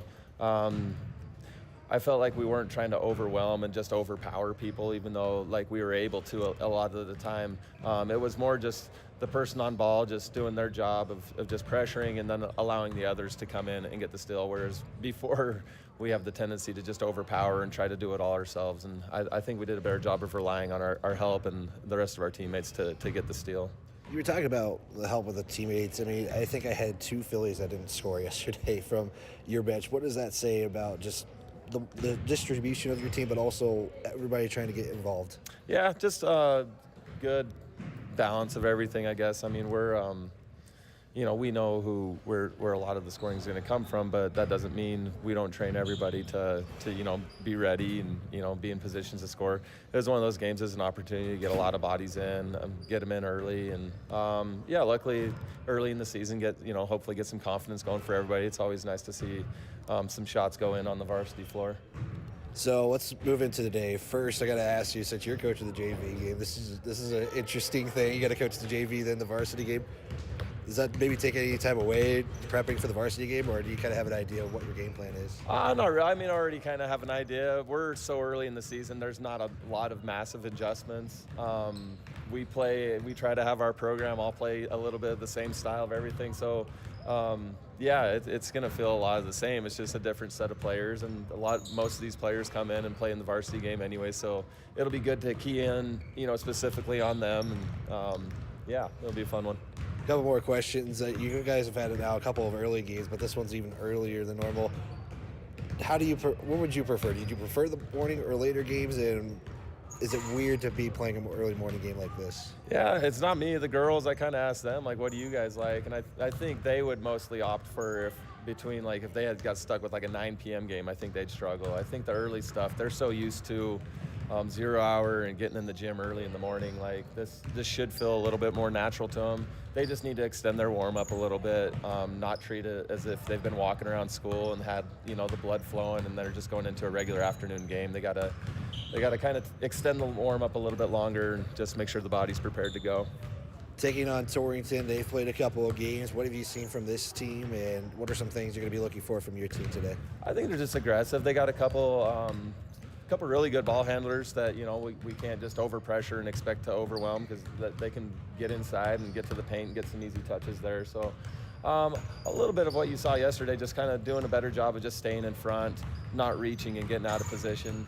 I think we got a pretty good height advantage, so I'm kind of interested to see if they'll pack in a zone or if they'll try to play us straight up. So that'll be the big thing we look for in the first quarter. And then just once we kind of get a feel of that, just attack from there.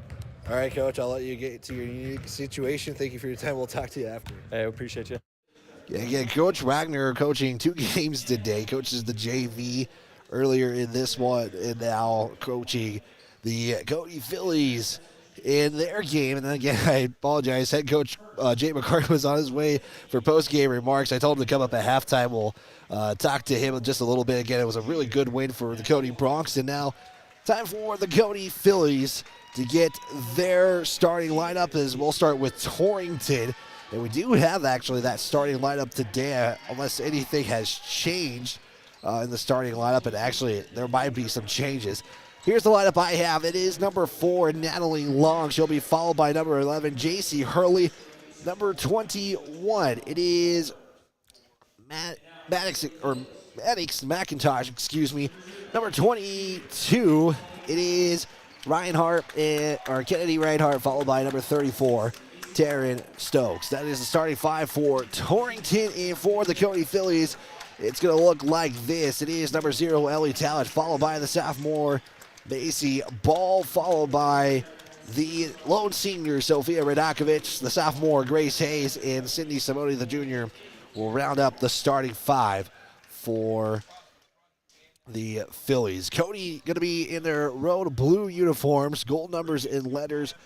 Cody on their jerseys. For Torrington, it is their white uniforms, home uniforms, Blazers written across their jerseys, the maroon numbers and letters trimmed in gray.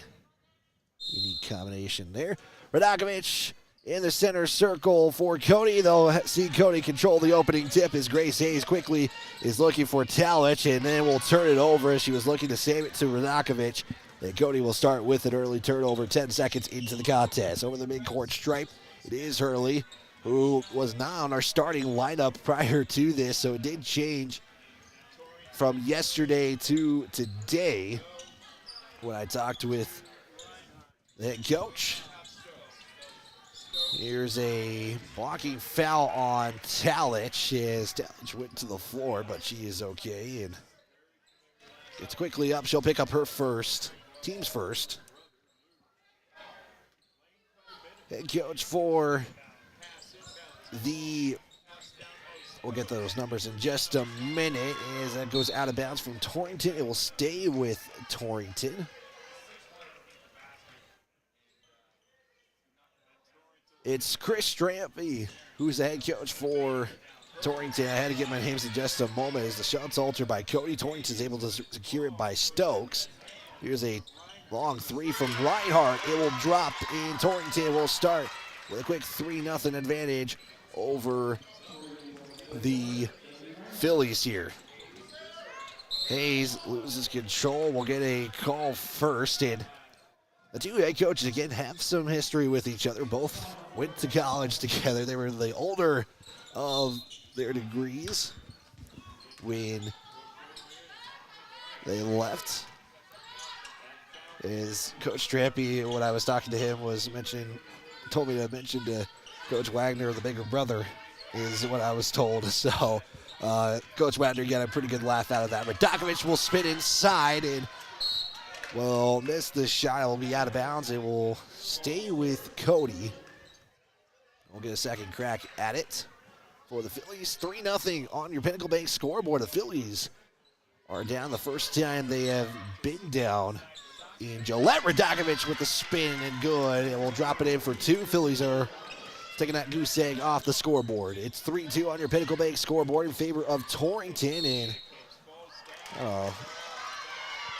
foul on Cody, and Wagner is going to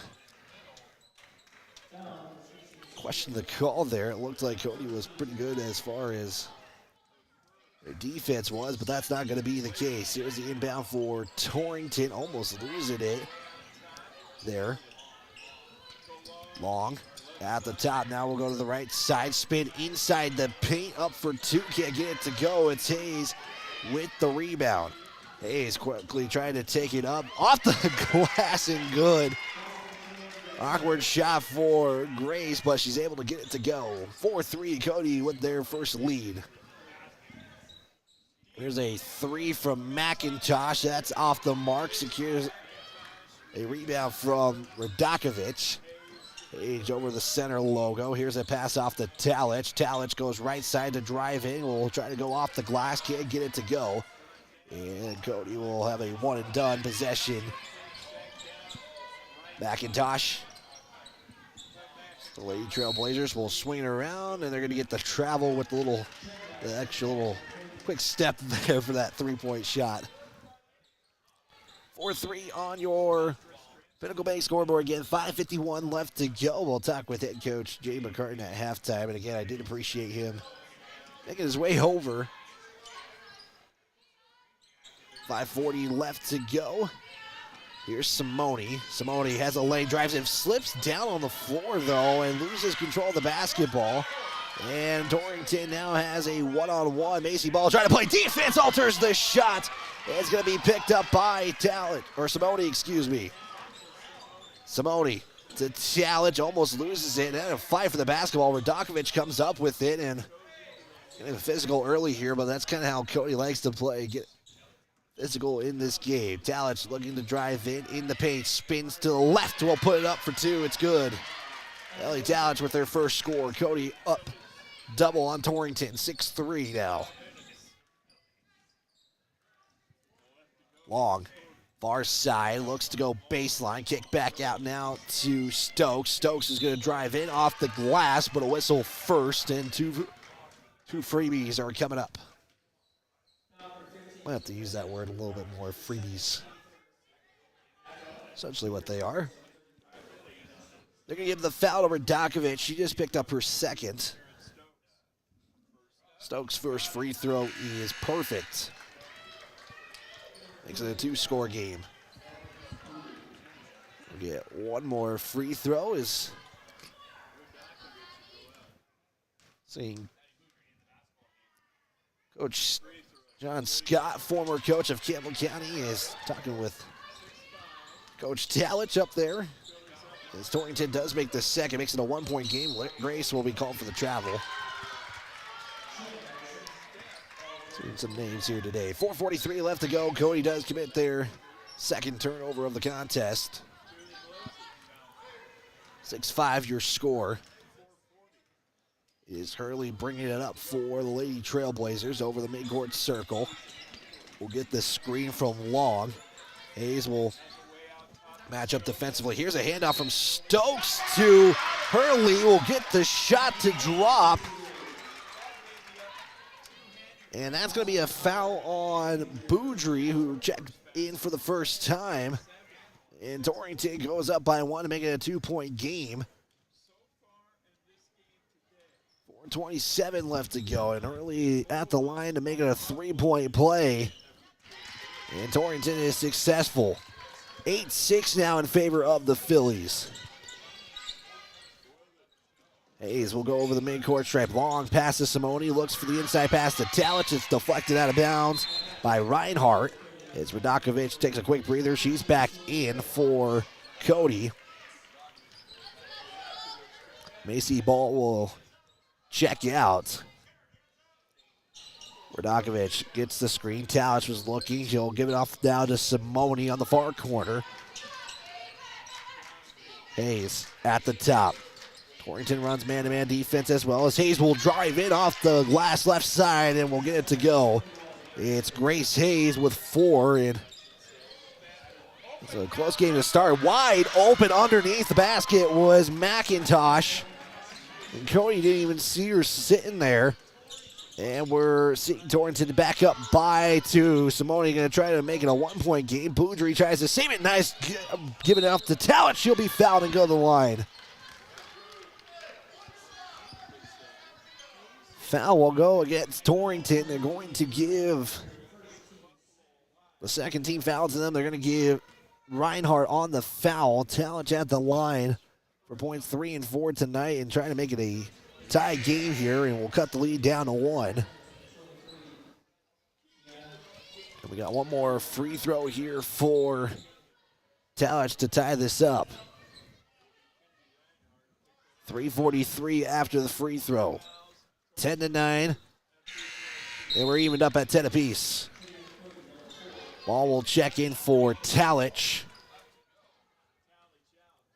And neither team is taking an early timeout here. It's all knotted up at 10 apiece with 3:41 left to play.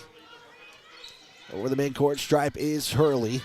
Matched up by Hayes. Hurley goes baseline as Hayes was trying to strip it, and we're going to get a foul, and I think they're going to get Radakovic for her 3rd.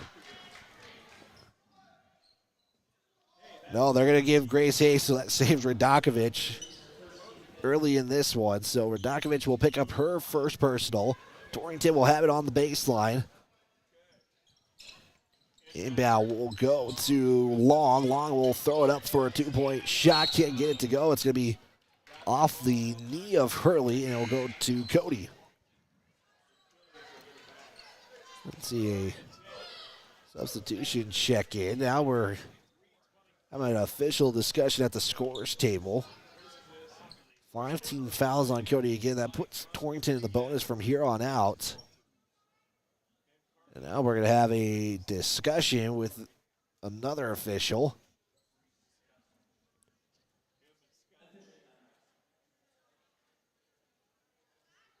Trying to get what the discussion is. Taking some time here, so both teams will huddle up and take some time, and this is where the Jeopardy music should be inserted instead they play something else. 3:24 left to go. It's all knotted up at 10. And now all the officials have come in and are starting to confer what's going on. And the scorer's table is waiting on an answer. The officials are waiting on for an answer. And I thought we were going to get through the whole weekend without any officials having to come together. And now they'll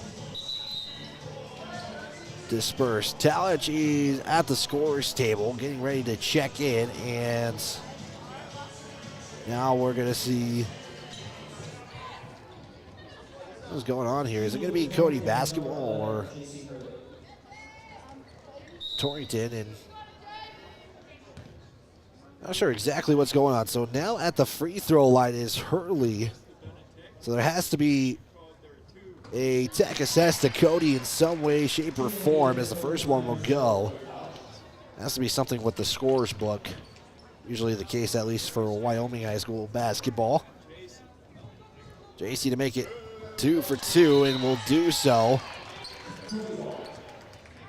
And they'll get those tech shots out of the way, so that's what happened.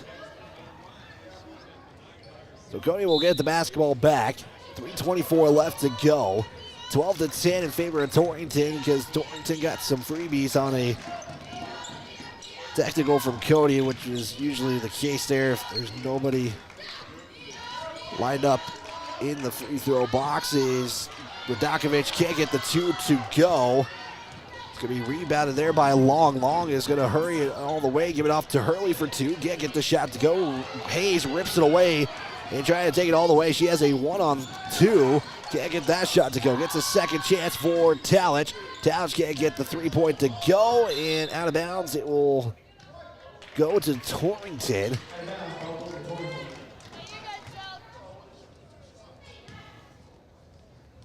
Torrington basketball with 2:48 left to go, and The Phillies are in a tight one here to start this one off, and one of those kind of games you like to see for the Phillies get a test early on here. Ball was trying to rip it out. She gets the jump ball, though. The arrow will favor Torrington.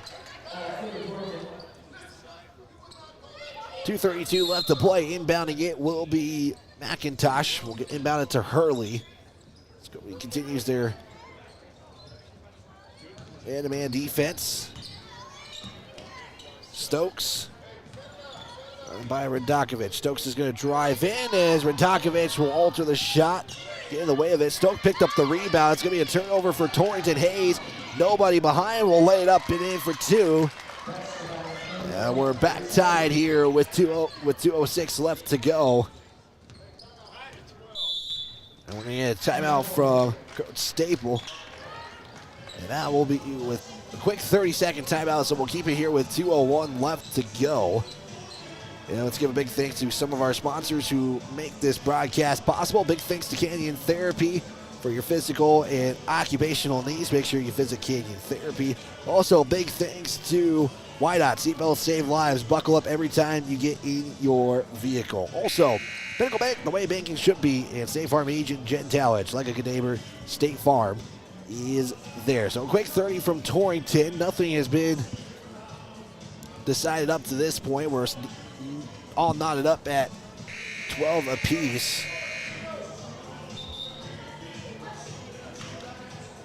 With 2:01 left to play. It will be Torrington basketball after the timeout. That was the first timeout taken in the game, and it comes 5 minutes and 59 seconds in.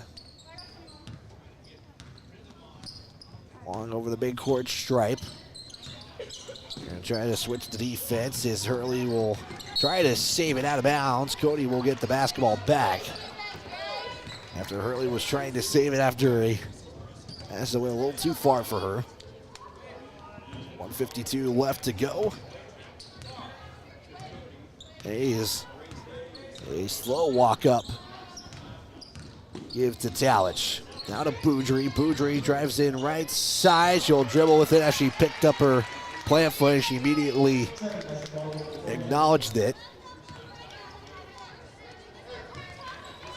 Go back to Torrington. So Phillies commit unofficially a half for their third turnover of the contest. Here's a three from McIntosh. No good.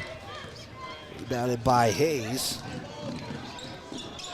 Hayes will lose it. It's going to be given up to Torrington, and then we're going to get something on Torrington that gives the basketball back to Cody. With 1:22 left to go, we'll see Hayes check out. Again is Simone for the Phillies. Inbound Simone. She's going to drive in right side between the defense, and it will get to drop is Sydney Simone. Simone with her first score gives Cody a 14-12 advantage with 70 seconds left to go. Inside give to Long. Long in the paint. Can't get the shot to fall. Simone will secure another rebound for the Phillies with 60 seconds left to go. Here's a pass to Talich, so it's almost taken away by McIntosh. With 56.8, it will stay with Cody.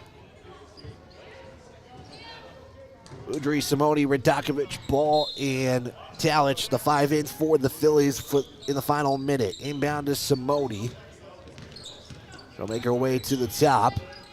Matched up there by Hurley. Now to Talich, loses it for a moment, picks up the basketball, give it up now to Ball. Ball is going to drive into the paint, kick out Talich. Talich fires it from three. It's good off the glass. Talich with 7. Cody now up by 5 with under 30 to play. Hurley to Long at the top, guarded by Simone. Looking for a screen, doesn't get it. Here's the give now to Reinhardt, who's back in. Reinhardt, hand off to Hurley, guarded by Boudry. As Cody was ready for the switch, and that's no good from Reinhardt.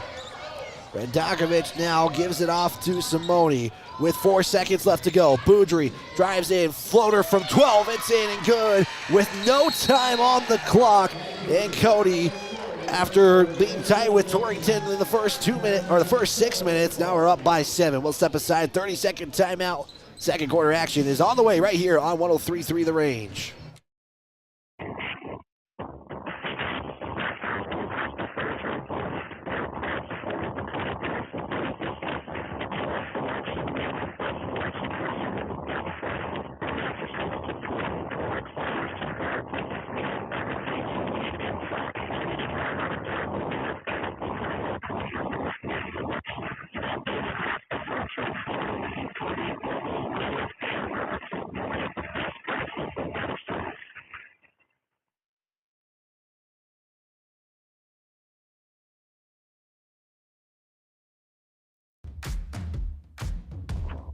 Stream today's game, past games, and listen to future Cody Athletics on the radio and catch live video coverage at myheartmountainradio.com.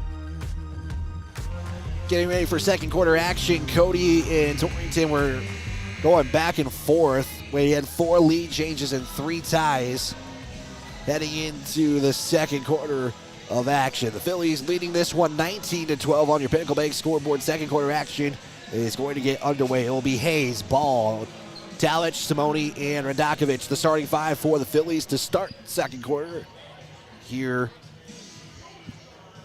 at Campbell County High School in Gillette, Wyoming. Final day here of the Early Bird Invitational as Hayes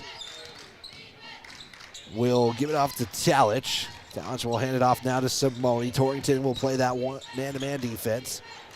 Guarded heavily there by Hurley. Talich will get it back. As Radakovic trying to find some opening. Talich will drive in. Floater from 8 is good. Talich with now 9 as she was the player of the game yesterday. More for the defensive side as well. She did score quite a few points in their win over Pine Ridge yesterday. Here's the cut from Long. Now we'll give it off to Stokes on the corner. Back up top now is Long. She'll drive in, count the bucket from the paint. And foul will go against Cody. We'll see who they give this off to. Do they give it to Simone? They do. So Simone will pick up her first personal. First team foul as well. The three-point play is off the iron and rebounded by Radakovic. Here's a 3 from Talich, good. And Cody getting some points that really, their offense didn't really going until late in that first quarter. Now up by 10. Biggest lead for Cody in this one. We're going to carry on Torrington as Reinhardt will turn it over. That's unofficially the third turnover I have. Again, turnovers limited to start this one off, 7 total. Unofficially. 6:46 left to go as Hayes will go around the arc. We'll look to give it off to Ball. It's going to be saved by Ball before going out of bounds, and she'll get a foul before falling down by Reinhardt. And Reinhardt will pick up her first personal. That'll also be the first team foul as well. Honestly, probably saves Cody than hurrying up. 6:33 left to go. They're able to reset things. Hayes will drive in, kick out now to Ball. Ball is going to back up back to Hayes. Hayes will launch a 3. It's going to roll to the left side of the iron and off the mark for Cody. Hurley looks for Long. Hayes with the rejection, and we'll try to take it all the way. Hayes with 2 in front, pulls it up from the elbow. That one won't fall. Radakovic, second chance. She's fouled and goes to the line. I was trying to get their quick transition offense going there, but either way, they'll take the free throws as well. The foul will go against McIntosh. She picks up her first. Radakovic will miss her first free throw from the back iron. Reagan Moss will check in for the first time for Cody. And Aguinal is scheduled and ready to check in for Radakovic. Radakovic makes the second, and Evelyn Alganaw checks in. 6:06 left to play, quarter number 2. Cody up by 11, the biggest lead for them in this one. 25-14 on your Pinnacle Bank scoreboard. Hurley has it near the midcourt, now gets the screen from Long. And that will be almost turned over. Moss was trying to get it and deflect the pass. He does, but it's out of bounds.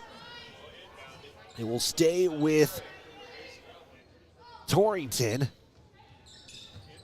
Inbound is going to go to Hurley. She'll get the 2 to go. And with 5:45 left to play, Torrington is down now by 9. As Hurley picked up her 7th point of the contest. Hayes for 3 is short off the left side. Talich will go for the rebound. Can't get it to go. And it goes back to Torrington, quickly hurrying it down the court.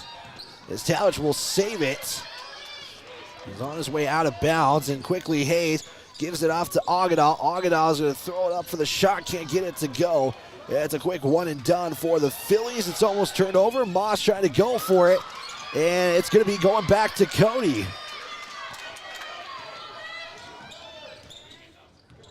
Reagan Moss getting that for the Phillies. And it helps pay it off as they have an extra possession.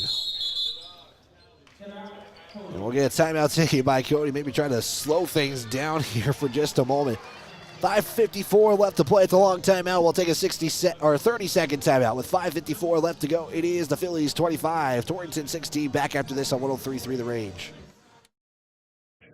When life slows you down, Kenya Therapy in Cody helps you get back on your feet. Whether you're recovering from an injury, managing pain, or working to regain strength and mobility, Kenya Therapy offers expert physical and occupational therapy service tailored to you. Our experienced team works with you one-on-one to create a personalized treatment plan, helping you to move better and live more comfortably. We treat people, not just conditions, in a caring and supportive environment. Kenya Therapy is a proud supporter of the Cody Bronx and Cody Phillies. Get back to the life you love with Kenya Therapy. Visit KenyaTherapy.com or call today to schedule your next appointment.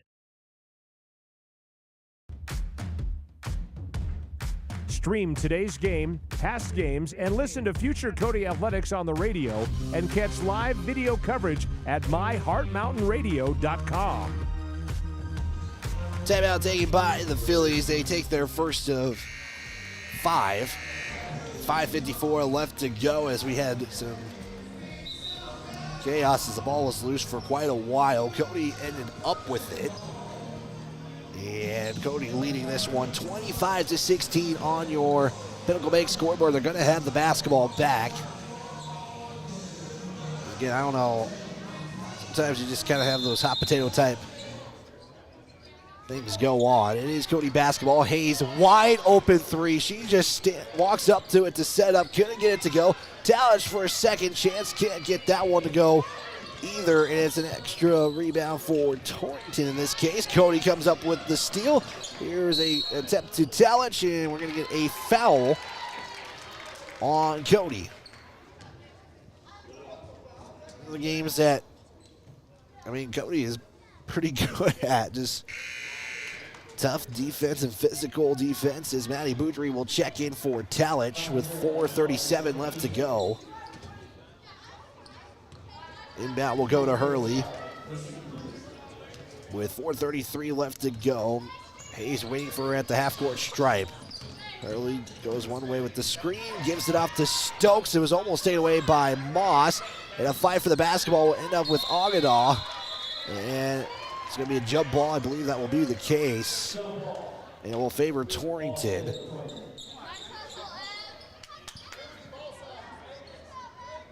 .421 left to go. Inbounding it will be Jamel, who's into the game for the first time. Hayes getting in the way. She just recognizes when those are on the way.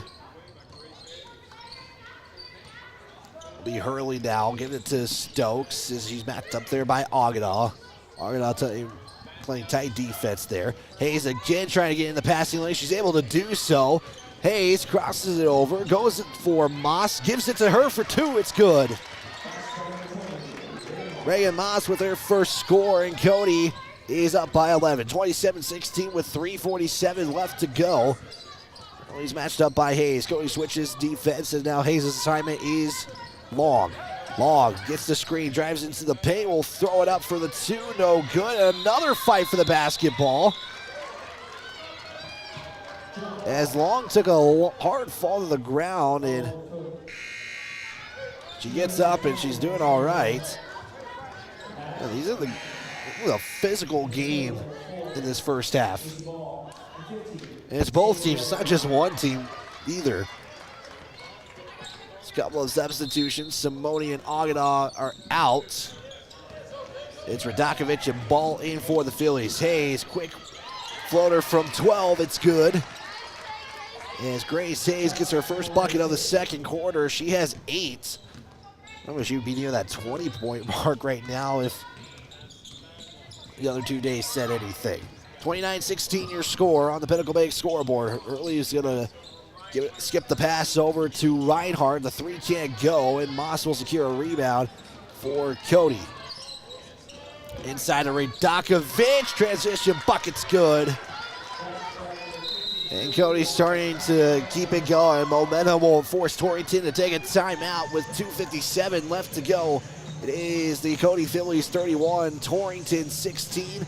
We'll take a quick 30-second timeout right here on 103.3 The Range. If you're looking for custom metal work that will stand the test of time, Cascade Services specializes in high-quality welding and fabrication for all of your needs. Whether it's stunning custom railings, sleek staircases, or unique metal projects, we bring your vision to life with precision and care. No project is too big or too small. Craftsmanship you can trust and built to last. Call Cascade Services today at 307-202-2433 to get started on your custom project. Back here on 103.3 The Range, a Heart Mountain Broadcasting station. 2:57 left to go in the second quarter. Cody is leading this one 31-16. The one thing on the scoreboard I wish they would fix is that the Bronx are all changed to the Phillies. That's the only critique I have here. Other than that, Gillette's been a great host, hospitality-wise and everything like that. It was a timeout taken by Torrington as the Phillies are starting to build some momentum. They've outscored the Lady Trailblazers 12-4 in this second quarter. Like I said, this game has been, both teams have been going hard physically in the contest. I mean, they're both diving for the basketball on the floor and just everything. This game has been as physical as I feel like you can get. Not the fighting, of course, which you never want to see, as Torrington will turn it over on the inbound. Unofficially, their 6th turnover of the contest, and Cody will have a chance to extend their lead every time they score and hold Torrington. Their lead margin continues to get higher. Radakovic will swing it to Hayes, left side outside. Hayes on about a 3, giving off to Talich, goes inside to Radakovic, back to Talich from 12. Won't take the friendly bounce, and Talich will pick up another foul. That would be her 3rd, I believe, of the half. And that is the case. She does pick up her 3rd, and Coach Wagner is going to let her keep it, but sends Simone after the inbound. Hurley, long pass as she gets it from Long. There's a pass now to Rios, who checks in. Royce, excuse me, I apologize for the pronunciation. With 2:20 left to go, it's out of bounds, and it will favor Cody.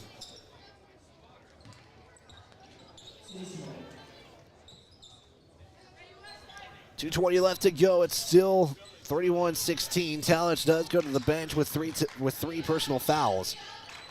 Boudry left side outside will launch a 3 off the glass. It goes in. Boudry with the 3, and Cody is nearing a 20-point lead over Torrington. Simone matched up by Long. There's a pass that's stolen away from Hayes again.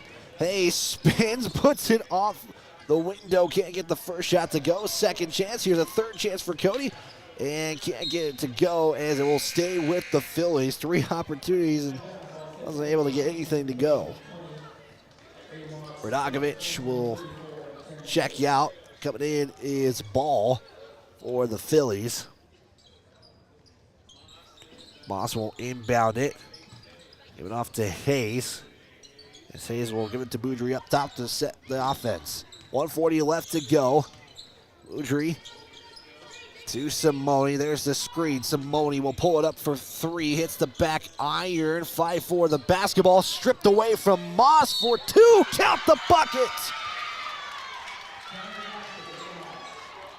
Basically just ripping it out from Torrington and taking it herself for two. And Cody with the score and a chance to make it a 21-point margin for them.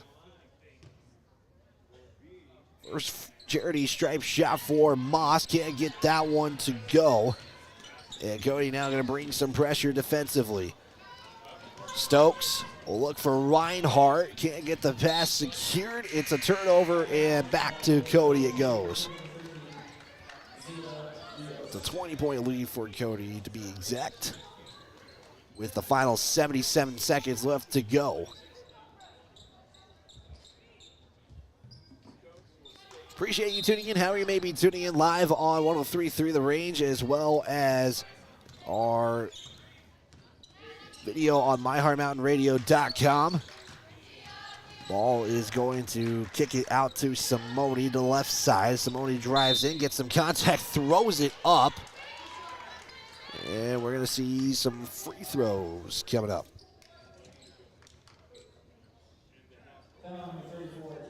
They're going to get Stokes on the foul. And Simone will go to the line. First trip for her today. We'll make the first. And we'll get one more here for Cody. Final free throw is good. And now it's 38-16 on your Pinnacle Bank scoreboard.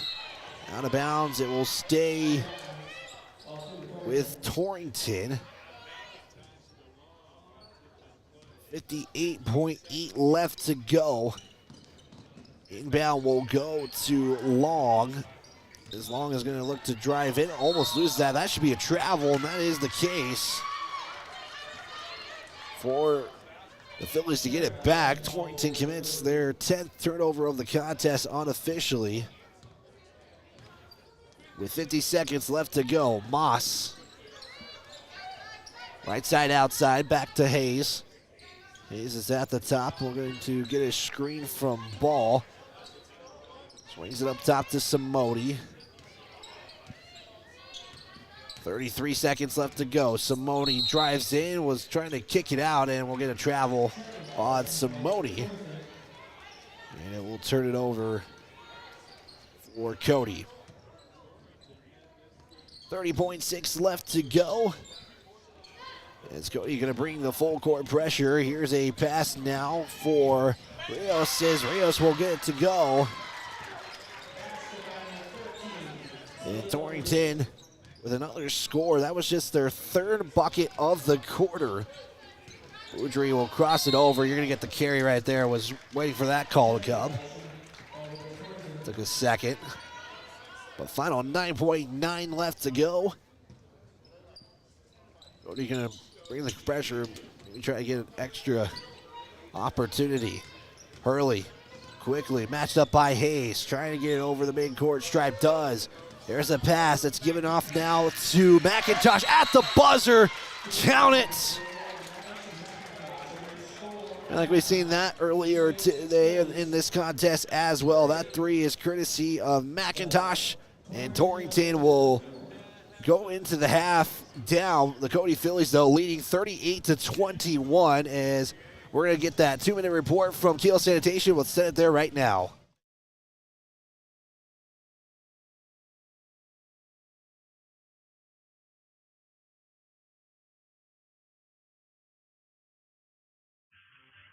Since 1982, Keel Sanitation has been the trusted leader in sanitation services throughout the Bighorn Basin. We're a family-run business dedicated to providing top-notch customer service. Whatever your sanitation needs are, Teal Sanitation has you covered.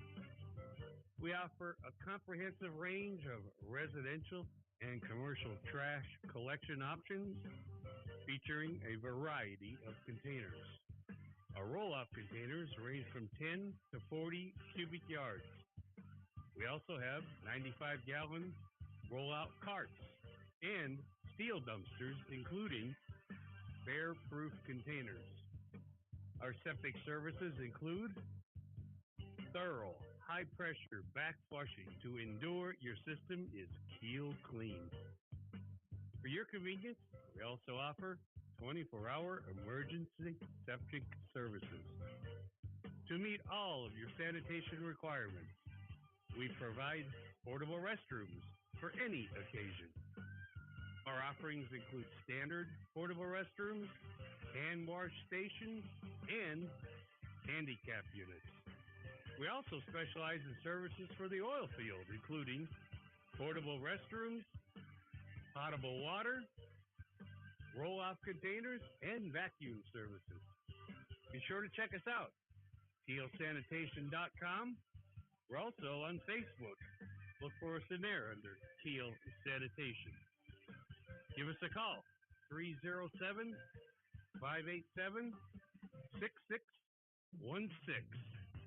Go Cody Bronx. To Keel Sanitation halftime report. It is the Cody Phillies up on this one, 38-21, and I am here with head coach of the Cody Bronx, Jay McCartan. First off, Coach, congratulations on your first win of the season. Felt like that was a pretty good win. I mean, a pretty significant statement from you guys in this one. I thought the kids played really, really hard. I think that's what they've always done. So I mean, I thought we worked hard the first game, just didn't rebound well. Second game, I thought we worked really hard, just had too many turnovers. And today it kind of all came to fruition for us for the first weekend. So yeah, it's a great way to end the weekend. Makes you head in the next week with a little bit of a smile on your face as opposed to some frowns. Yeah, I wanted to go back to the second quarter. You outscored Torrington 21-6. I don't know if you really look into those little things like us as broadcasters do, but what does that show as far, defensively, but rebounding? You guys, that second quarter was a really, really good second quarter you could ask for from your team. Yeah, I thought in the first quarter, I thought they did get some offensive rebounds, and they're pretty. They outsized us. Let's be real. Maddox was fine inside, but all the other positions they were taller than we were, bigger than we were. So I thought they did our guys didn't do a good job in the first quarter blocking out, but they made some adjustments. I thought that Torrington pressured the ball pretty well, and it took us a quarter, and that's kind of what we talked about. It took us a quarter to figure out how we were going to adjust to what they were doing, and I thought our kids did a great job. We were able to get to the rim, and that second quarter kind of opened it up as a good quarter for us. Before we went into our pregame, we talked about, 80% is what you were looking for free throws. You didn't get there, but you got more opportunities, and you didn't really hold Torrington to much. I think 6 opportunities at the line for Torrington, just 6 free throws compared to 15. Just, again, more opportunities it felt like for you guys. You were holding Torrington, but you're creating more opportunities at the line for you tonight. I thought the way that they defended us, I thought we did a really good job of getting past that first defender, that initial defender, and getting to the rim, and we were getting good shot opportunities there. We did miss a bunch of them, but in that process, we were able to get some fouls called and got to the free throw line. And we didn't shoot them as well as I'd wanted to, but one of the things I kind of figured, I actually thought we shot from the perimeter better than I was expecting, simply because third game, we're out of shape. I thought we're going to be short. We shot better than I thought we would. So. No, overall, I'm very pleased with the progression we made over the weekend. It's 4 better than yesterday, let's just say, from 3 throws. But, Coach, you also got contributions from a lot more players, but also you had 3 in double digits tonight shooting. Maddox Ball, Jackson Hazel, who I thought had a really good weekend. Double-digit points in every single game. Grady McCartan got stuff going in this one. I thought the aggression going into the basket from a lot of your guys tonight was a big factor for this Cody Bronx team. Yeah, and we talked about it. Yesterday we were 0 for 11 from threes, and it's like, and in the past we've had to put some rules on things like, hey, if we're, the ball has to touch the paint before we kick it out. And I talked to him, I don't want to put those rules back in place if we don't have to. But, so yesterday we were 0 for 11. I said, hey, you guys shoot one, miss it, shoot the second one, miss it. all right, what are we going to do next? You got to get to the rim. And I thought our kids did that adjustment, made that adjustment, got to the rim really, really well today. And, if you have the opportunity to see the ball go through the rim, get to the foul line, get some easy shots there, all of a sudden you have confidence and the shots from the perimeter start to fall. So I thought our kids did a good job of that today. Well, Coach, you do come out of the weekend with a win. You go to Douglas next week, another long road trip. I mean, you guys, again, Cody's not at home for our listening folks until end of January, like January 25th, I think, is the first home game. So, Coach, going into Douglas, kind of expectations. Do you know who your opponents are yet? Yes. We play Wheatland, Burns, and Douglas again. So. Okay, so you guys get Douglas again as well. So same matchups as Cody girls will get next weekend. What do you want to see? What are some things you're going to emphasize with your team this upcoming week at practice? We need to pass the ball better. We need to take care of it. I thought our skip passes this weekend were poor, so that's something we got to focus on. I thought our defensive rebounding improved. It's an area we definitely need to work on. And we've got to be able to run. We've got to put some more sets in. So what we don't want to do is go three empty possessions in a row. And I thought we had that happen this weekend, which we've got. And we only have a couple sets in right now, and we got to have something else to go to because we'll get, I'd say, 3 to 5 good baskets out of our sets for 10 easy points in the game. But after they've seen it 3 times, they're gonna defend it differently, defend it better. So. We got to get some more sets in this week, and I was just, we got a lot to work on. Let's just be real. It's the first week. I mean, there's things that everybody can work on and improve. But Coach, anything I left out? Anything you want to say before we get back to the stats for the girls' game? No, I'm just going to thank you again because you put this out for our fans, our fan base to take a peek at and watch our kids play. And I know the people back in Cody support our Bronx and Phillies to the end. So. Thank you, fans, and thank you, Wyatt, for doing what you do. We appreciate you. Well, we appreciate you, Coach, for taking some time. I know we had to accommodate for other people, so the fact that we got to get a post-game remark from you, we appreciate your time. Hey, have a great rest of your weekend. Perfect. Head coach Jay McCartan of the Bronx will take a 60-second timeout and recap this first half of the Cody Phillies next on 103.3 The Range. 3-3 The Range. Woodward Tractor is your one-stop dealer for all your Takahouchi equipment and service needs. Takahouchi is known the world over for its purpose-built design philosophy, innovative technology, and dependable service after the sale. And now at Woodward Tractor, get 0% financing on all Takahouchi machines, excavators, track loaders, and wheel loaders. Special financing options are also available on Takahouchi brand attachments. See Woodward Tractor on Blackburn in Cody.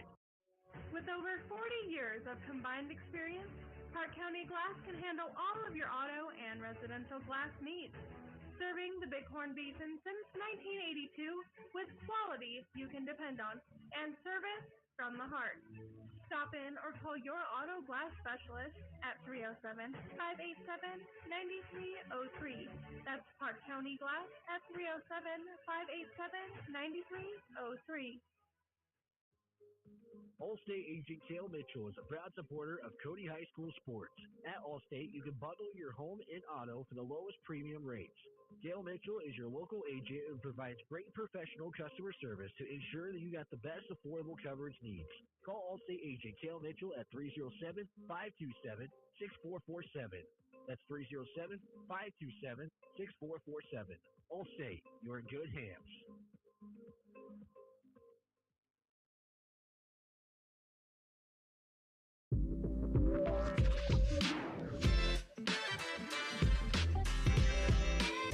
We continue the Kiel Sanitation Halftime Report. Here's Wyatt Barichka. Coming out of the timeout as we get set for second half action here. Take a quick look at some of the numbers here for the Phillies. They go 15 of 20 unofficially from the field. They're led by Ellie Talich with 12 points in the contest right now. Grace Hayes with 8. Leading the way for the Phillies. Torrington, I only have unofficially 16 shot attempts in this half. So Cody has almost doubled of what Torrington has in the halftime intermission. They go 7 of 16, 2 of 5 from 3. Cody would go 50% from 3 in that first half at 3 for 6. 4 lead changes, 3 ties. Right now, Torrington led by JC Hurley with 7 in the contest. That is our Kiel Sanitation halftime report. We appreciate Kiel Sanitation and head coach Jay McCartan for taking some time. I know the last couple of days we've had to accommodate for fans and broadcasters. So, again, appreciate his time for coming up, and they'll be in Douglas next weekend. It is Cody Philly basketball to start the second half, and we are underway here in Gillette. We got some music on the background. There's a whistle out of bounds. It will stay with Cody. Yes, we will tell our visual audience, yes, we do see a blinking battery sign. We'll get that fixed in just a moment on the next whistle. Here's a pass inside. It's taken away from Hayes. Hayes will get the steal for Cody, and Torrington commits their 11th turnover of the contest. Still third quarter action here. We're approaching 30 seconds in. Ball will give it off to Radakovic at the top. Here's to swing to Hayes, right side outside. There's the screen, drive it, Hayes, kick out, long pass for Macy, ball for three, can't get it to go. Radakovic put back, can't get that one to go, and we're going to get a jump ball. It will favor the Phillies.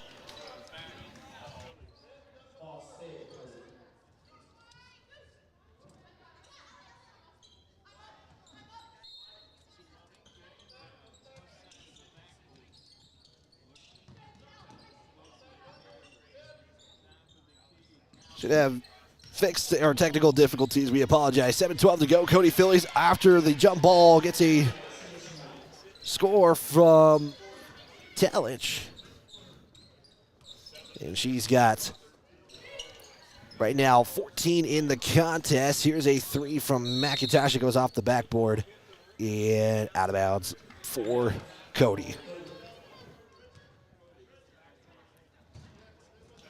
40-21 your score on your Pinnacle Bank scoreboard as Hayes quickly over to Simone. She will drive baseline, goes right side. Shots alter. They're not going to call anything, and now we got to fight for the basketball. Ball will look to give it off to Radakovic, and we'll get whistles on the floor and going back to Torrington. 40-21 your score. Cody's biggest lead has been 22 on the day. And we appreciate everyone tuning in on Radio 103.3 The Range. Cali, Cody. Live right now from Gillette at Campbell County High School for the final day of the Early Bird Invitational. Here is a drive in from McIntosh. It's taken away by Cody to get another turnover. Here's Hayes to Talich. Nice pass and score. And that's just how Cody Philly basketball works. They do a great job with transitional buckets. Here's a long kick out to Long for three. Long kick out for Long. Kind of said Long twice there. Apologize, sorry. Getting distracted. 5:52 left to go. Here is Simone. Left side outside will lose the basketball. Cody commits their 7th turnover. Back to Hurley now. Cody is playing man-to-man defense. Long pass to Long. McIntosh will throw it too hard for Hurley. It's a turnover again by Torrington. Hayes on the near side. As Cody is now going right to left, Torrington left to right. Here's a three-pointer that's off the mark for Cody. Rebound by Stokes. McIntosh looks inside for Long, and that's going to be a turnover on Torrington. Quick start to this third quarter. 5:14 left to go in this one. 42-21 your score. With 5:11 to go in the third quarter. Reagan Moss is in the contest for Cody. That's the only substitution for the Phillies at the moment. Checking out was Macy Ball. Also in is Boudry. Is that three ball misses everything. Going back to Torrington with 4:49 left to go.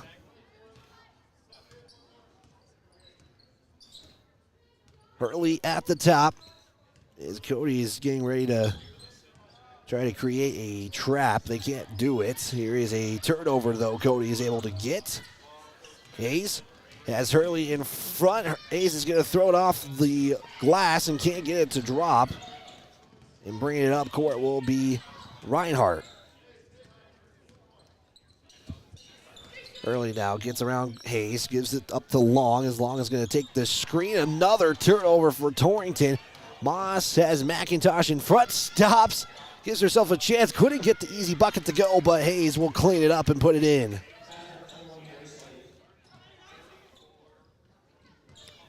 Grace Hayes with the score. She has 10 in the contest. She's the second Philly in double-digit figures. Hurley trying to create a response, can't do so. It's Radakovic with the rebound.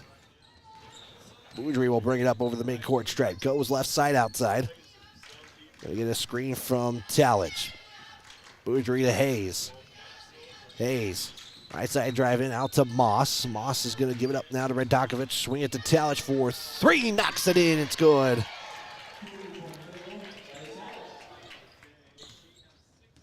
Ellie Talich with her second or third three of the contest. As Long has to jump up for that, and we're gonna get a timeout taken by Torrington. It's a full timeout. We'll step aside for 30 seconds. Back here on 103.3 The Range, a Heart Mountain broadcasting station. Texting and driving.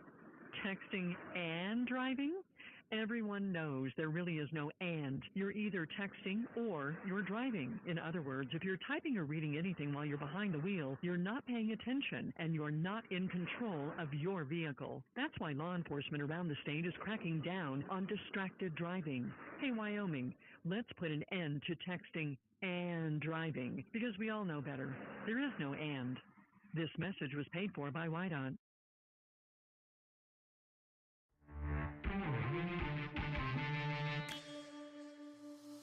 This is Cody Phillies basketball on 103.3 The Range. Live on 103.3 The Range, a Heart Mountain broadcasting station. The Torrington Lady Trailblazers take the timeout. They are down now to 2. Cody with 4 in the contest so far. As the Cody Phillies leading this one on your Pinnacle Bank scoreboard, 47-21.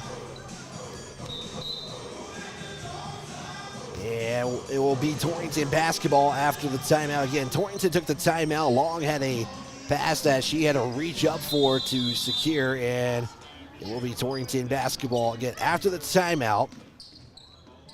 It will be Hurley at the top. And she will give it off now as we got some new players in for Torrington. It's Schmel who's in the contest for Cody. And that will be also hit out of bounds, taken by Hayes. Hayes now trying to take it all the way. She'll get the whistle and go to the line and shoot a pair of free throws here after the whistle and foul on Torrington. So we'll get our technical difficulties figured out. It's been that kind of morning for us. First free throw is good for Hayes. And we'll have one more here for Hayes. Hayes for the perfect trip. Gets it to go. It is 49-21 in favor of Cody. Here is Schmel on the far side. Looks to give it up now to Hager. Cody playing man-to-man defense still. Another takeaway for Hayes. Hayes gives it off to Talich for the layup. It's good. Another turnover on Torrington. Again, it's just the transition buckets that are helping this Cody Phillies offense go, and it's really been what's gotten them the win so far for the season. It's the turnovers to transition buckets. Boudry tries to rip it away, and we're going to get a whistle. Torrington's going to take another timeout. They're down to 1. It's a quick 30-second timeout. We will keep it here. It is 51-21 right now after the timeout was called. Torrington was avoiding a jump ball call. They do not have the arrow at the moment. With 1:56 left to go in the third quarter, Cody again leading this one 51-21 on your Pinnacle Bank scoreboard. Big thanks to Wideout. Make sure you buckle up every trip, every time. You can stay in the game. 2 hands on the wheel, 2 eyes on the road. Also, big thanks to Breadboard Sub Shop, your post-game show, which we will have after the conclusion of this contest. Torrington basketball on the baseline, as they again are trailing by 30 now. Biggest lead for Cody. Inbound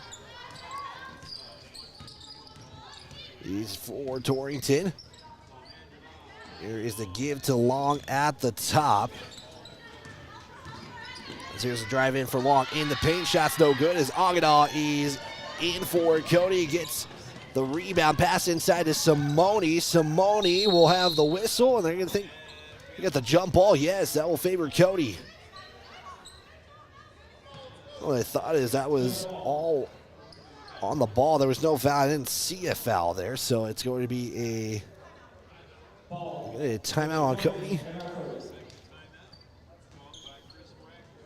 Yeah, Coach Wagner is going to call the timeout. I wasn't sure. Torrington is down to 1. Cody has 3 left. It's a quick 30-second timeout, which we'll keep it here. Again, Cody next week is going to head off to Lander. They're going to take on a few opponents. They're going to take on Douglas. That will be probably the most intriguing matchup, as Douglas has won state championships, it feels like 5-6 years in a row now. And with Cody back down in the 3A ranks, we'll see if they can challenge the Lady Bearcats. So look at next week's schedule real quick here after I just had it and now lost it. I believe Cody was starting at roughly 11:30 is what I had.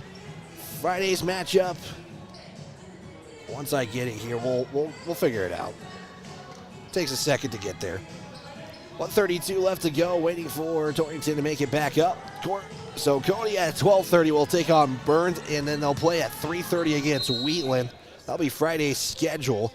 Douglas will take on Cody at 11:30 on Saturday. That will wrap up their Lander Classic schedule. Again, the boys will be in Douglas, where Coach McCartan said they'll take on Wheatland, Burns, and Douglas as well. So Cody will get a second chance at the Bearcats. Here's ball at the top to Boudry.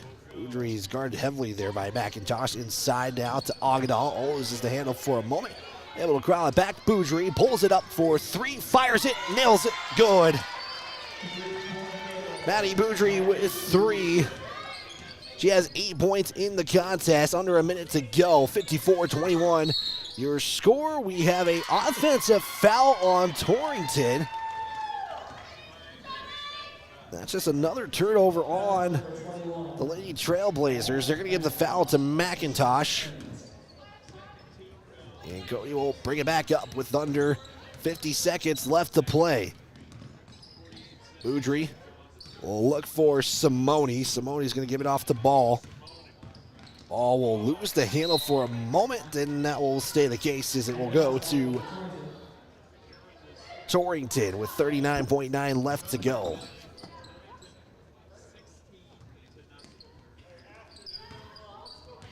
Third quarter score, you're ready for this. Cody 16, Torrington I have for 0 in this third quarter. Over the timeline is Hurley with 25 seconds left to go. Long pass to Long. Torrington probably looking to hold it for the final shot here in this third quarter. The final 8 minutes will be coming up. Morager was scheduled to check in. Now she'll make her way back to the bench. Shot's no good. It's rebounded by Ball. And I only have Torrington for 4 shots as Simone at 1 second left. Can't get the shot to go. And that will be how the third quarter ends. So after 3, Cody holds Torrington scoreless and will outscore the Lady Trailblazers 16-0. Score on your Pinnacle Bank scoreboard, 54-21. Back in 30 seconds for the final 8 minutes on 103.3 The Range.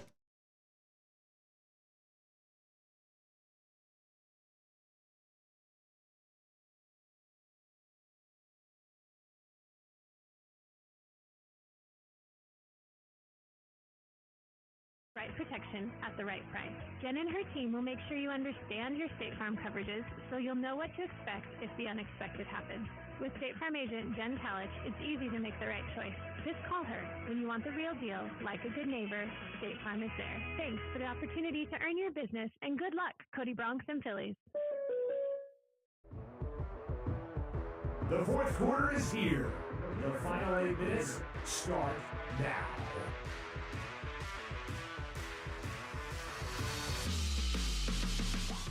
Heading into the final 8 minutes here, the Cody Phillies holding Torrington scoreless.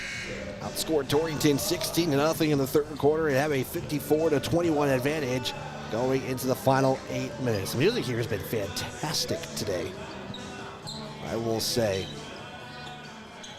Except for that never gonna give you up song. Wow, those words were going quickly. I was about to sing it. I did not want to sing it on the air.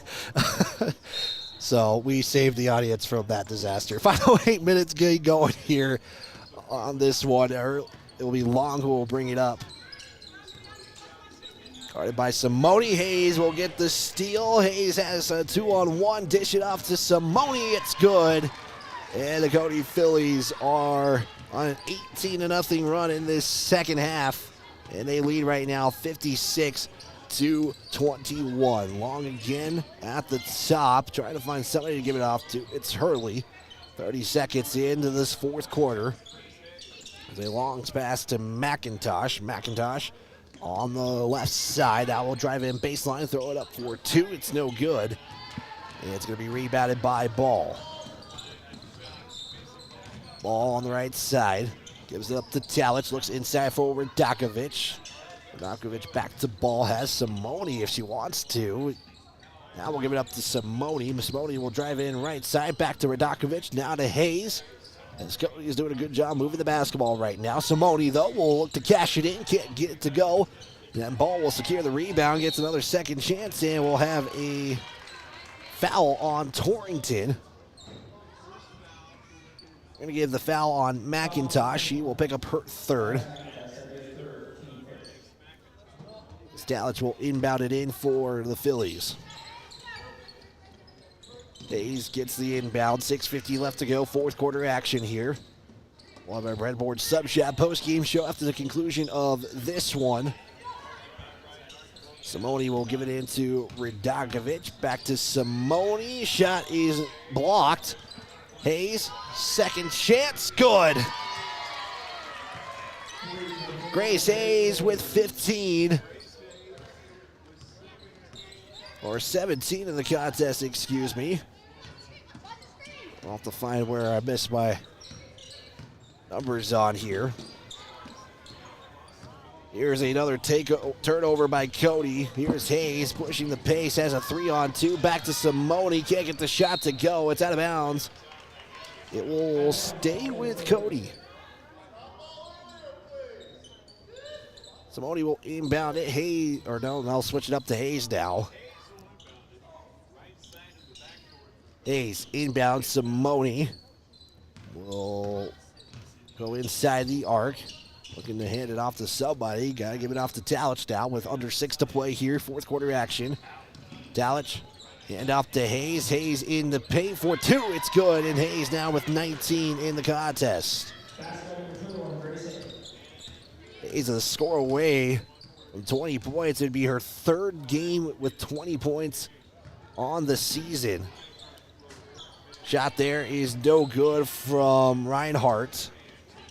Cody's able to get another one. Simone, long pass. Timeout taken by Cody at the right time. It's going to be a long timeout, it appears like. It should be a... Oh, it's going to be a... Yeah, long timeout. So we'll step aside for a 30-second. We'll be back on 103.3 The Range.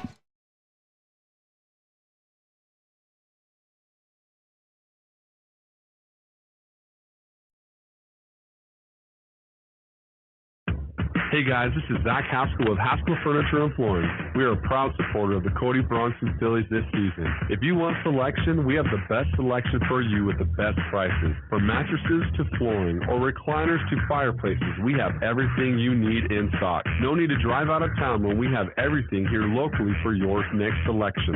Stop in at Haskell Furniture and Flooring in Cody, Lovell, Worland, and Riverton, where we have the best prices and better service. Mally Morager, Reagan Moss, and Agadaw check in, as well as Matty Boudry checking in for the Phillies. We're going to get a whistle. And we're going to say it is an offensive foul on Morager. So it turns it over. 5:27 left to go. Cody is up 61-21 with 5:23 left to play. Torrington now back with the basketball as Reinhardt. We're going to get a screen. Gives it off down to McIntosh. McIntosh zips it in there to Stokes for two. And Torrington, after giving up 23 before scoring a bucket, will finally get one to go. 61-23, the score on your Pinnacle Bank scoreboard.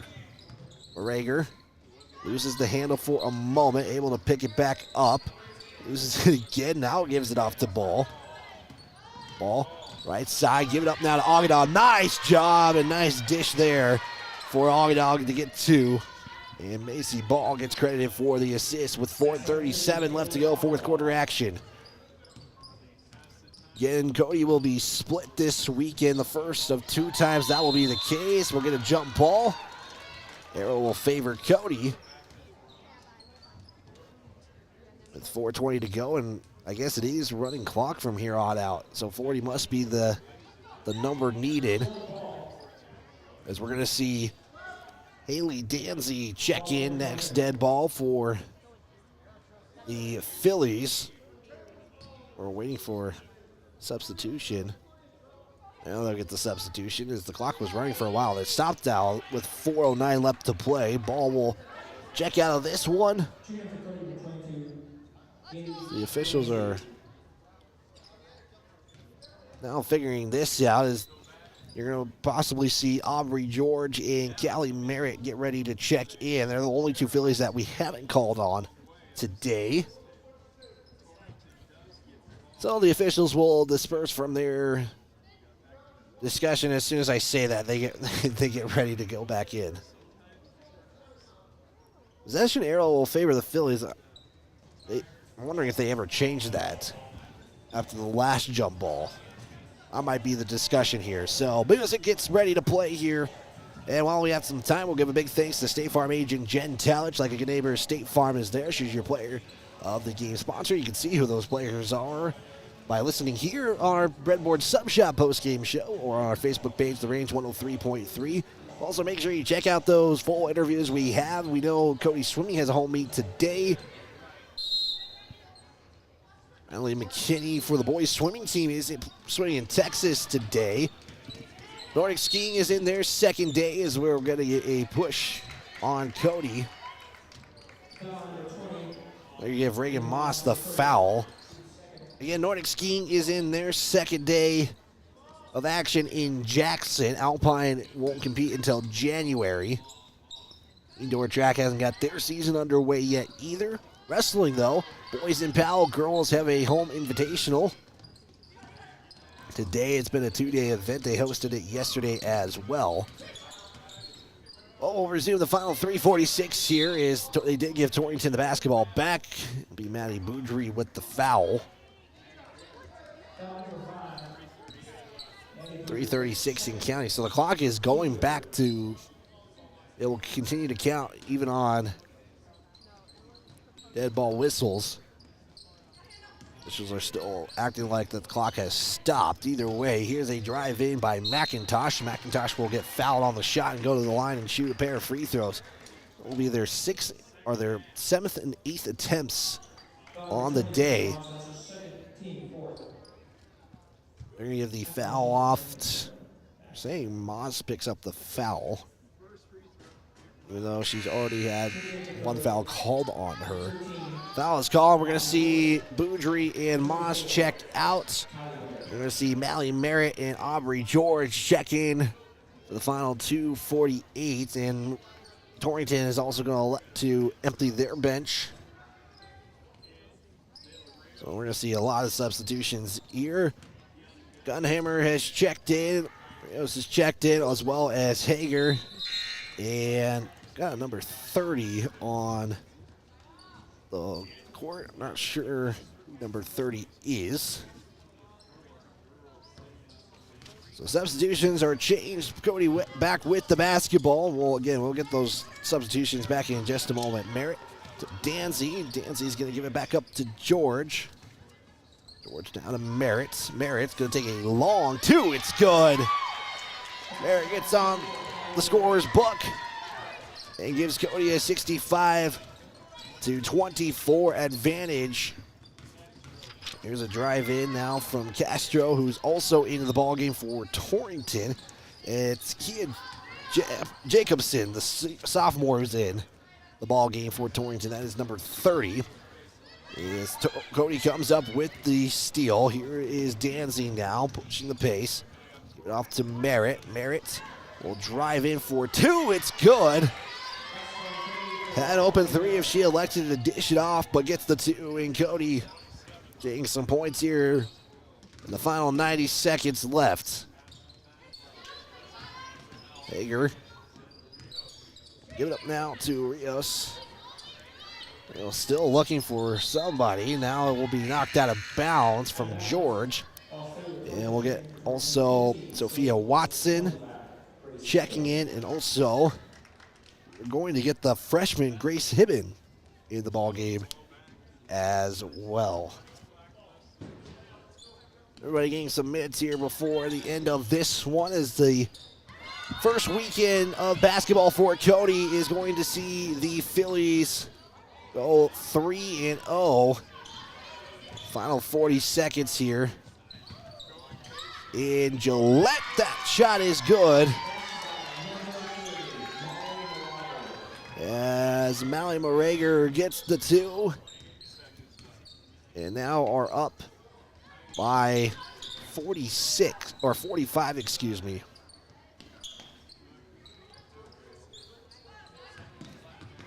Here's Torrington now. Final 14 seconds. They're going to count down, and we're going to send it to a break here in just a moment as soon as the clock hits 0. And with that, and that will do it. So the Cody Phillies going to go 3-0 in the Early Bird Invitational with a 69-24 victory over Torrington. So we're going to step aside for a 2-minute timeout, get some final numbers here, get our scoreboard posted, and more. So the Breadboard Sub Shop postgame show is next after this 2-minute timeout, live on 103.3 The Range. When life slows you down, Canyon Therapy in Cody helps you get back on your feet. Whether you're recovering from an injury, managing pain, or working to regain strength and mobility, Canyon Therapy offers expert physical and occupational therapy service tailored to you. Our experienced team works with you one-on-one to create a personalized treatment plan, helping you to move better and live more comfortably. We treat people, not just condition, in a caring and supportive environment. Canyon Therapy is a proud supporter of the Cody Bronx and Cody Phillies. Get back to the life you love with Canyon Therapy. Visit CanyonTherapy.com or call today to schedule your next appointment. If you're looking for custom metal work that will stand the test of time, Cascade Services specializes in high-quality welding and fabrication for all of your needs. Whether it's stunning custom railings, sleek staircases, or unique metal projects, we bring your vision to life with precision and care. No project is too big or too small. Craftsmanship you can trust and built to last. Call Cascade Services today at 307-202-2433 to get started on your custom project. Woodward Tractor is your one-stop dealer for all your Takahouchi equipment and service needs. Takahouchi is known the world over for its purpose-built design philosophy, innovative technology, and dependable service after the sale. And now at Woodward Tractor, get 0% financing on all Takahouchi machines, excavators, track loaders, and wheel loaders. Special financing options are also available on Takahouchi brand attachments. See Woodward Tractor on Blackburn in Cody. With over 40 years of combined experience, Park County Glass can handle all of your auto and residential glass needs. Serving the Bighorn Basin since 1982 with quality you can depend on and service from the heart.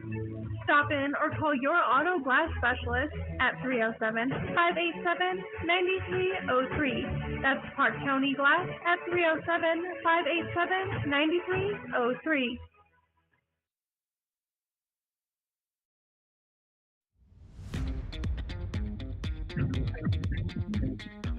Time now for our Breadboard Sub Shop postgame show on 103.3 The Range and online at myheartmountainradio.com.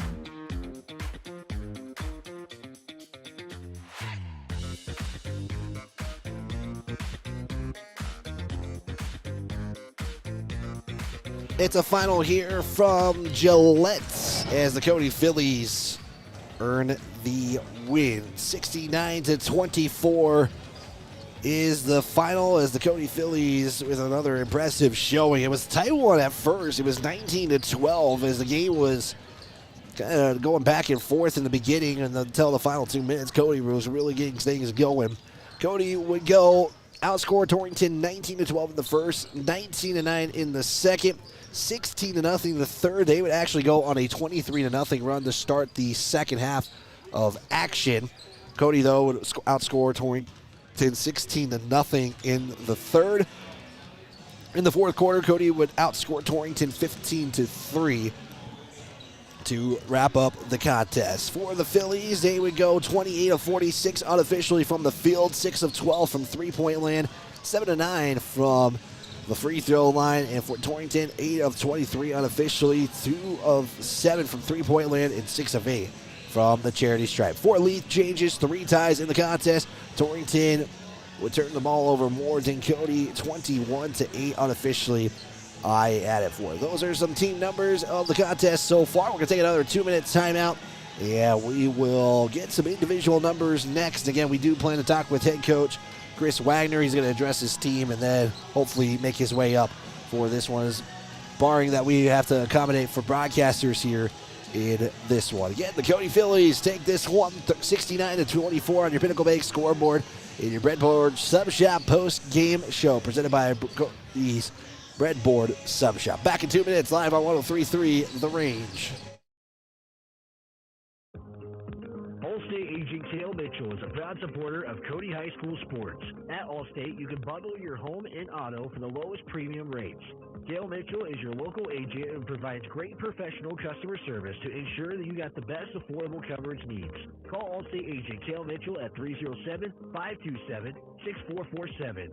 That's 307-527-6447. Allstate, you're in good hands. Texting and driving. Texting and driving? Everyone knows there really is no and. You're either texting or you're driving. In other words, if you're typing or reading anything while you're behind the wheel, you're not paying attention and you're not in control of your vehicle. That's why law enforcement around the state is cracking down on distracted driving. Hey, Wyoming, let's put an end to texting and driving because we all know better. There is no and. This message was paid for by Whiteout. When you make the right decision, it feels good, like picking the perfect paint color or choosing a healthy dinner. It feels really good to make the right insurance decision, too. That's why State Farm agent Jen Talich is right here in Cody to help you select the right protection at the right price. Jen and her team will make sure you understand your State Farm coverages so you'll know what to expect if the unexpected happens. With State Farm agent Jen Talich, it's easy to make the right choice. Just call her when you want the real deal. Like a good neighbor, State Farm is there. Thanks for the opportunity to earn your business, and good luck, Cody Bronx and Phillies. Hey guys, this is Zach Haskell with Haskell Furniture and Flooring. We are a proud supporter of the Cody Bronson Phillies this season. If you want selection, we have the best selection for you with the best prices. From mattresses to flooring or recliners to fireplaces, we have everything you need in stock. No need to drive out of town when we have everything here locally for your next selection. Stop in at Haskell Furniture and Flooring in Cody, Lovell, Worland, and Riverton, where we have the best prices and better service.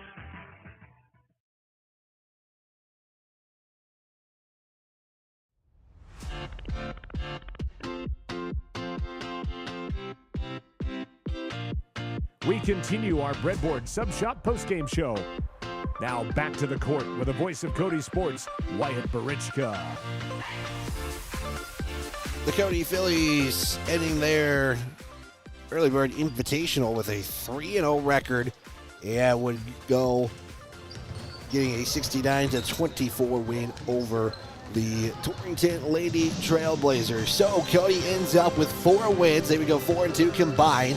Cody Bronx finished the weekend 1-2 after a win over Torrington. The Cody Phillies would go a perfect 3-0. Let's take a look at some of the individual stats here in this contest. The Phillies were led by 2 players, Grace Hayes and Ellie Talich, both scoring 19 points in the contest. And also leading the way, Maddie Boudry with 8, Sofia Radakovich with 5, Sydney Simone with 6, Mally Morager with 2, Callie Merritt with 4, and Emmeline Agadal would finish with 2 points in the contest. That is the Cody Phillies numbers. Taking a look at Torrington's real quick. It's led by J.C. Hurley, who would finish with 7 points, and Natalie Long with 2. You had Rios with 2. McIntosh would finish with 5. Reinhardt would finish with 4, and Stokes finishing with 2 points in the contest as well. Again, we're kind of borrowing some time, making sure we can check in with head coach Chris Wagner. We have not heard a word yet. There might be a chance where they try to get early on the road, so we'll take another 2-minute timeout. We'll try to work and see if we'll get some post-game remarks, and I know he told me to remind him, so I will send that little friendly reminder his way. So let's take another 2-minute timeout, see if we can get head coach Chris Wagner for some post-game remarks and step aside. Another 2 minutes is on the way back here on the Breadboard Sub Shop post-game show presented by Breadboard on the Range. It slows you down. Canyon Therapy in Cody helps you get back on your feet. Whether you're recovering from an injury, managing pain, or working to regain strength and mobility, Canyon Therapy offers expert physical and occupational therapy service tailored to you. Our experienced team works with you one-on-one to create a personalized treatment plan, helping you to move better and live more comfortably. We treat people, not just conditions, in a caring and supportive environment. Canyon Therapy is a proud supporter of the Cody Bronx and Cody Phillies. Get back to the life you love with Canyon Therapy. Visit canyontherapy.com or call today to schedule your next appointment. If you're looking for custom metal work that will stand the test of time, Cascade Services specializes in high-quality welding and fabrication for all of your needs. Whether it's stunning custom railings, sleek staircases, or unique metal projects, we bring your vision to life with precision and care. No project is too big or too small. Craftsmanship you can trust and built to last. Call Cascade Services today at 307-202-2433 to get started on your custom project. Woodward Tractor is your one-stop dealer for all your Takahouchi equipment and service needs. Takahouchi is known the world over for its purpose-built design philosophy, innovative technology, and dependable service after the sale. And now at Woodward Tractor, get 0% financing on all Takahouchi machines, excavators, track loaders, and wheel loaders. Special financing options are also available on Takahouchi brand attachments. See Woodward Tractor on Blackburn in Cody. With over 40 years of combined experience, Park County Glass can handle all of your auto and residential glass needs. Serving the Bighorn Basin since 1982 with quality you can depend on and service from the heart. Stop in or call your auto glass specialist at 307-587-9303. That's Park County Glass at 307-587-9303.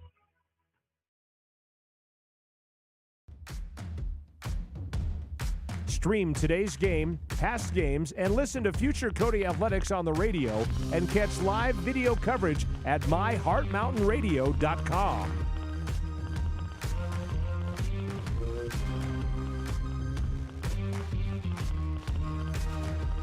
Continuing our breadboard sub-shop post-game reports, the Cody Phillies securing a 69-24 victory over the Torrington Lady Trailblazers. I'm still seeing if we will get head coach Chris Wagner for some post-game remarks.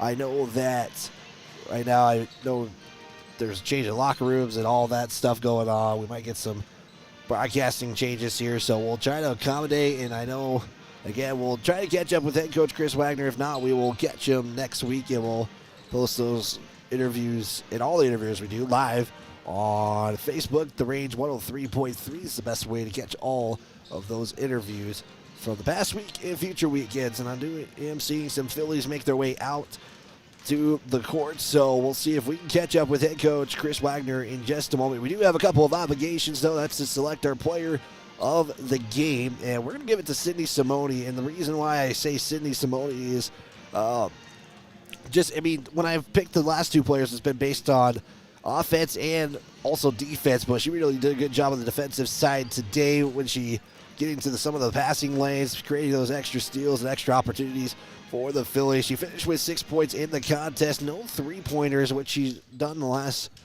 two games to start the year. And again, we're still waiting for head coach Chris Wagner for possibly post-game remarks. So again, our State Farm agent player of the game, presented by State Farm agent Jen Talich, is going to go to Sydney Simone. We'll take another final 2-minute timeout. When we come back, we'll try to see if we can catch up with coach and also take a look at next week and how that schedule is going to work out, because it isn't a friendly one for us broadcasters. So with that, we'll take another 2-minute timeout and wrap this one up. The Cody Phillies winning this one again on your Pinnacle Bank scoreboard, 69-24. The Breadboard Sub Shop post-game report continues next on 103.3 The Range.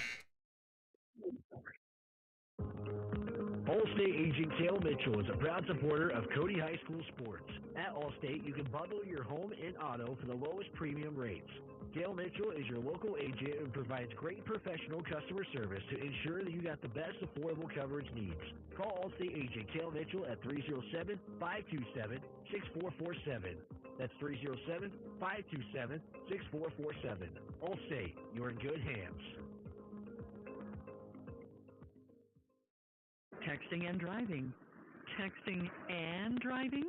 Everyone knows there really is no and. You're either texting or you're driving. In other words, if you're typing or reading anything while you're behind the wheel, you're not paying attention and you're not in control of your vehicle. That's why law enforcement around the state is cracking down on distracted driving. Hey, Wyoming, let's put an end to text and driving, because we all know better. There is no and. This message was paid for by White-On. When you make the right decision, it feels good, like picking the perfect paint color or choosing a healthy dinner. It feels really good to make the right insurance decision, too.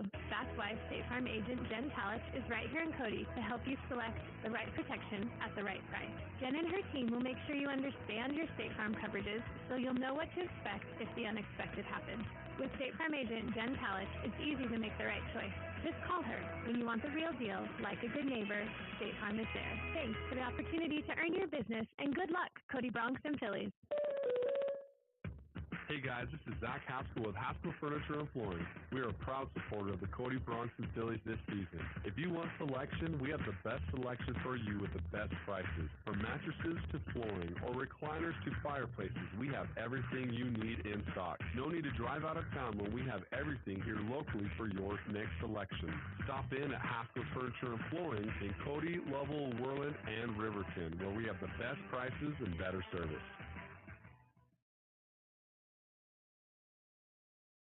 We continue our Breadboard Sub Shop post-game show. As again, I'm still hoping to get maybe some post-game remarks from Coach. And again, I'm trying to kind of stretch out this post-game as much as possible. You're seeing a game in front of us right now, and it's like I'm not sure who exactly the one team is. I know Worland is currently playing as well. Your Pinnacle Bank scoreboard shows the Cody Phillies taking this one 69-24. And let's take a look at next week before we wrap this one up. The Cody Phillies and the Cody Bronx are going to be in different locations for the upcoming Classic. And because of that, we are having to pick one or the other. And both teams are still going to get coverage. I mean, that's not the bad thing. I mean, we're not going to be able to cover both teams, but Cody will be in Douglas and Lander. We will be heading off to Lander for their games this upcoming week. And for Cody, they're going to take on 3 opponents, 2 on Friday and 1 on Saturday. The opponents are Cody taking on Burns at 12:30 next Friday. We'll have that coverage for you guys right here on 103.3 The Range and online at myheartmountainradio.com. That's a 12:30 tip-off, and then the game after the 2 o'clock, it will be at 3:30 where Cody will battle the Lady Bulldogs of Wheatland. And on Saturday, it will be Cody battling Douglas at 11:30. That will be an anticipated matchup for the state. So with that, that's going to do it for us here on this broadcast. And this weekend, again, the Cody Phillies will go 3-0 at the Early Bird Invitational, and the Cody Bronx will finish 1-2. So again, we're back at it next Friday at 12:30. Our pregame will start right around 12:15, 12:10-ish. So we'll update that as time goes on. So for the entire Heart Mountain Broadcasting crew, I'm Wyatt Barichka. This has been a presentation of Cody High School Sports live on 103.3 The Range. We'll send you back to the station now. The preceding has been a presentation of Cody High School Athletics and 103.3 The Range, a Heart Mountain Broadcasting station. Now back to Wyoming's genuine country.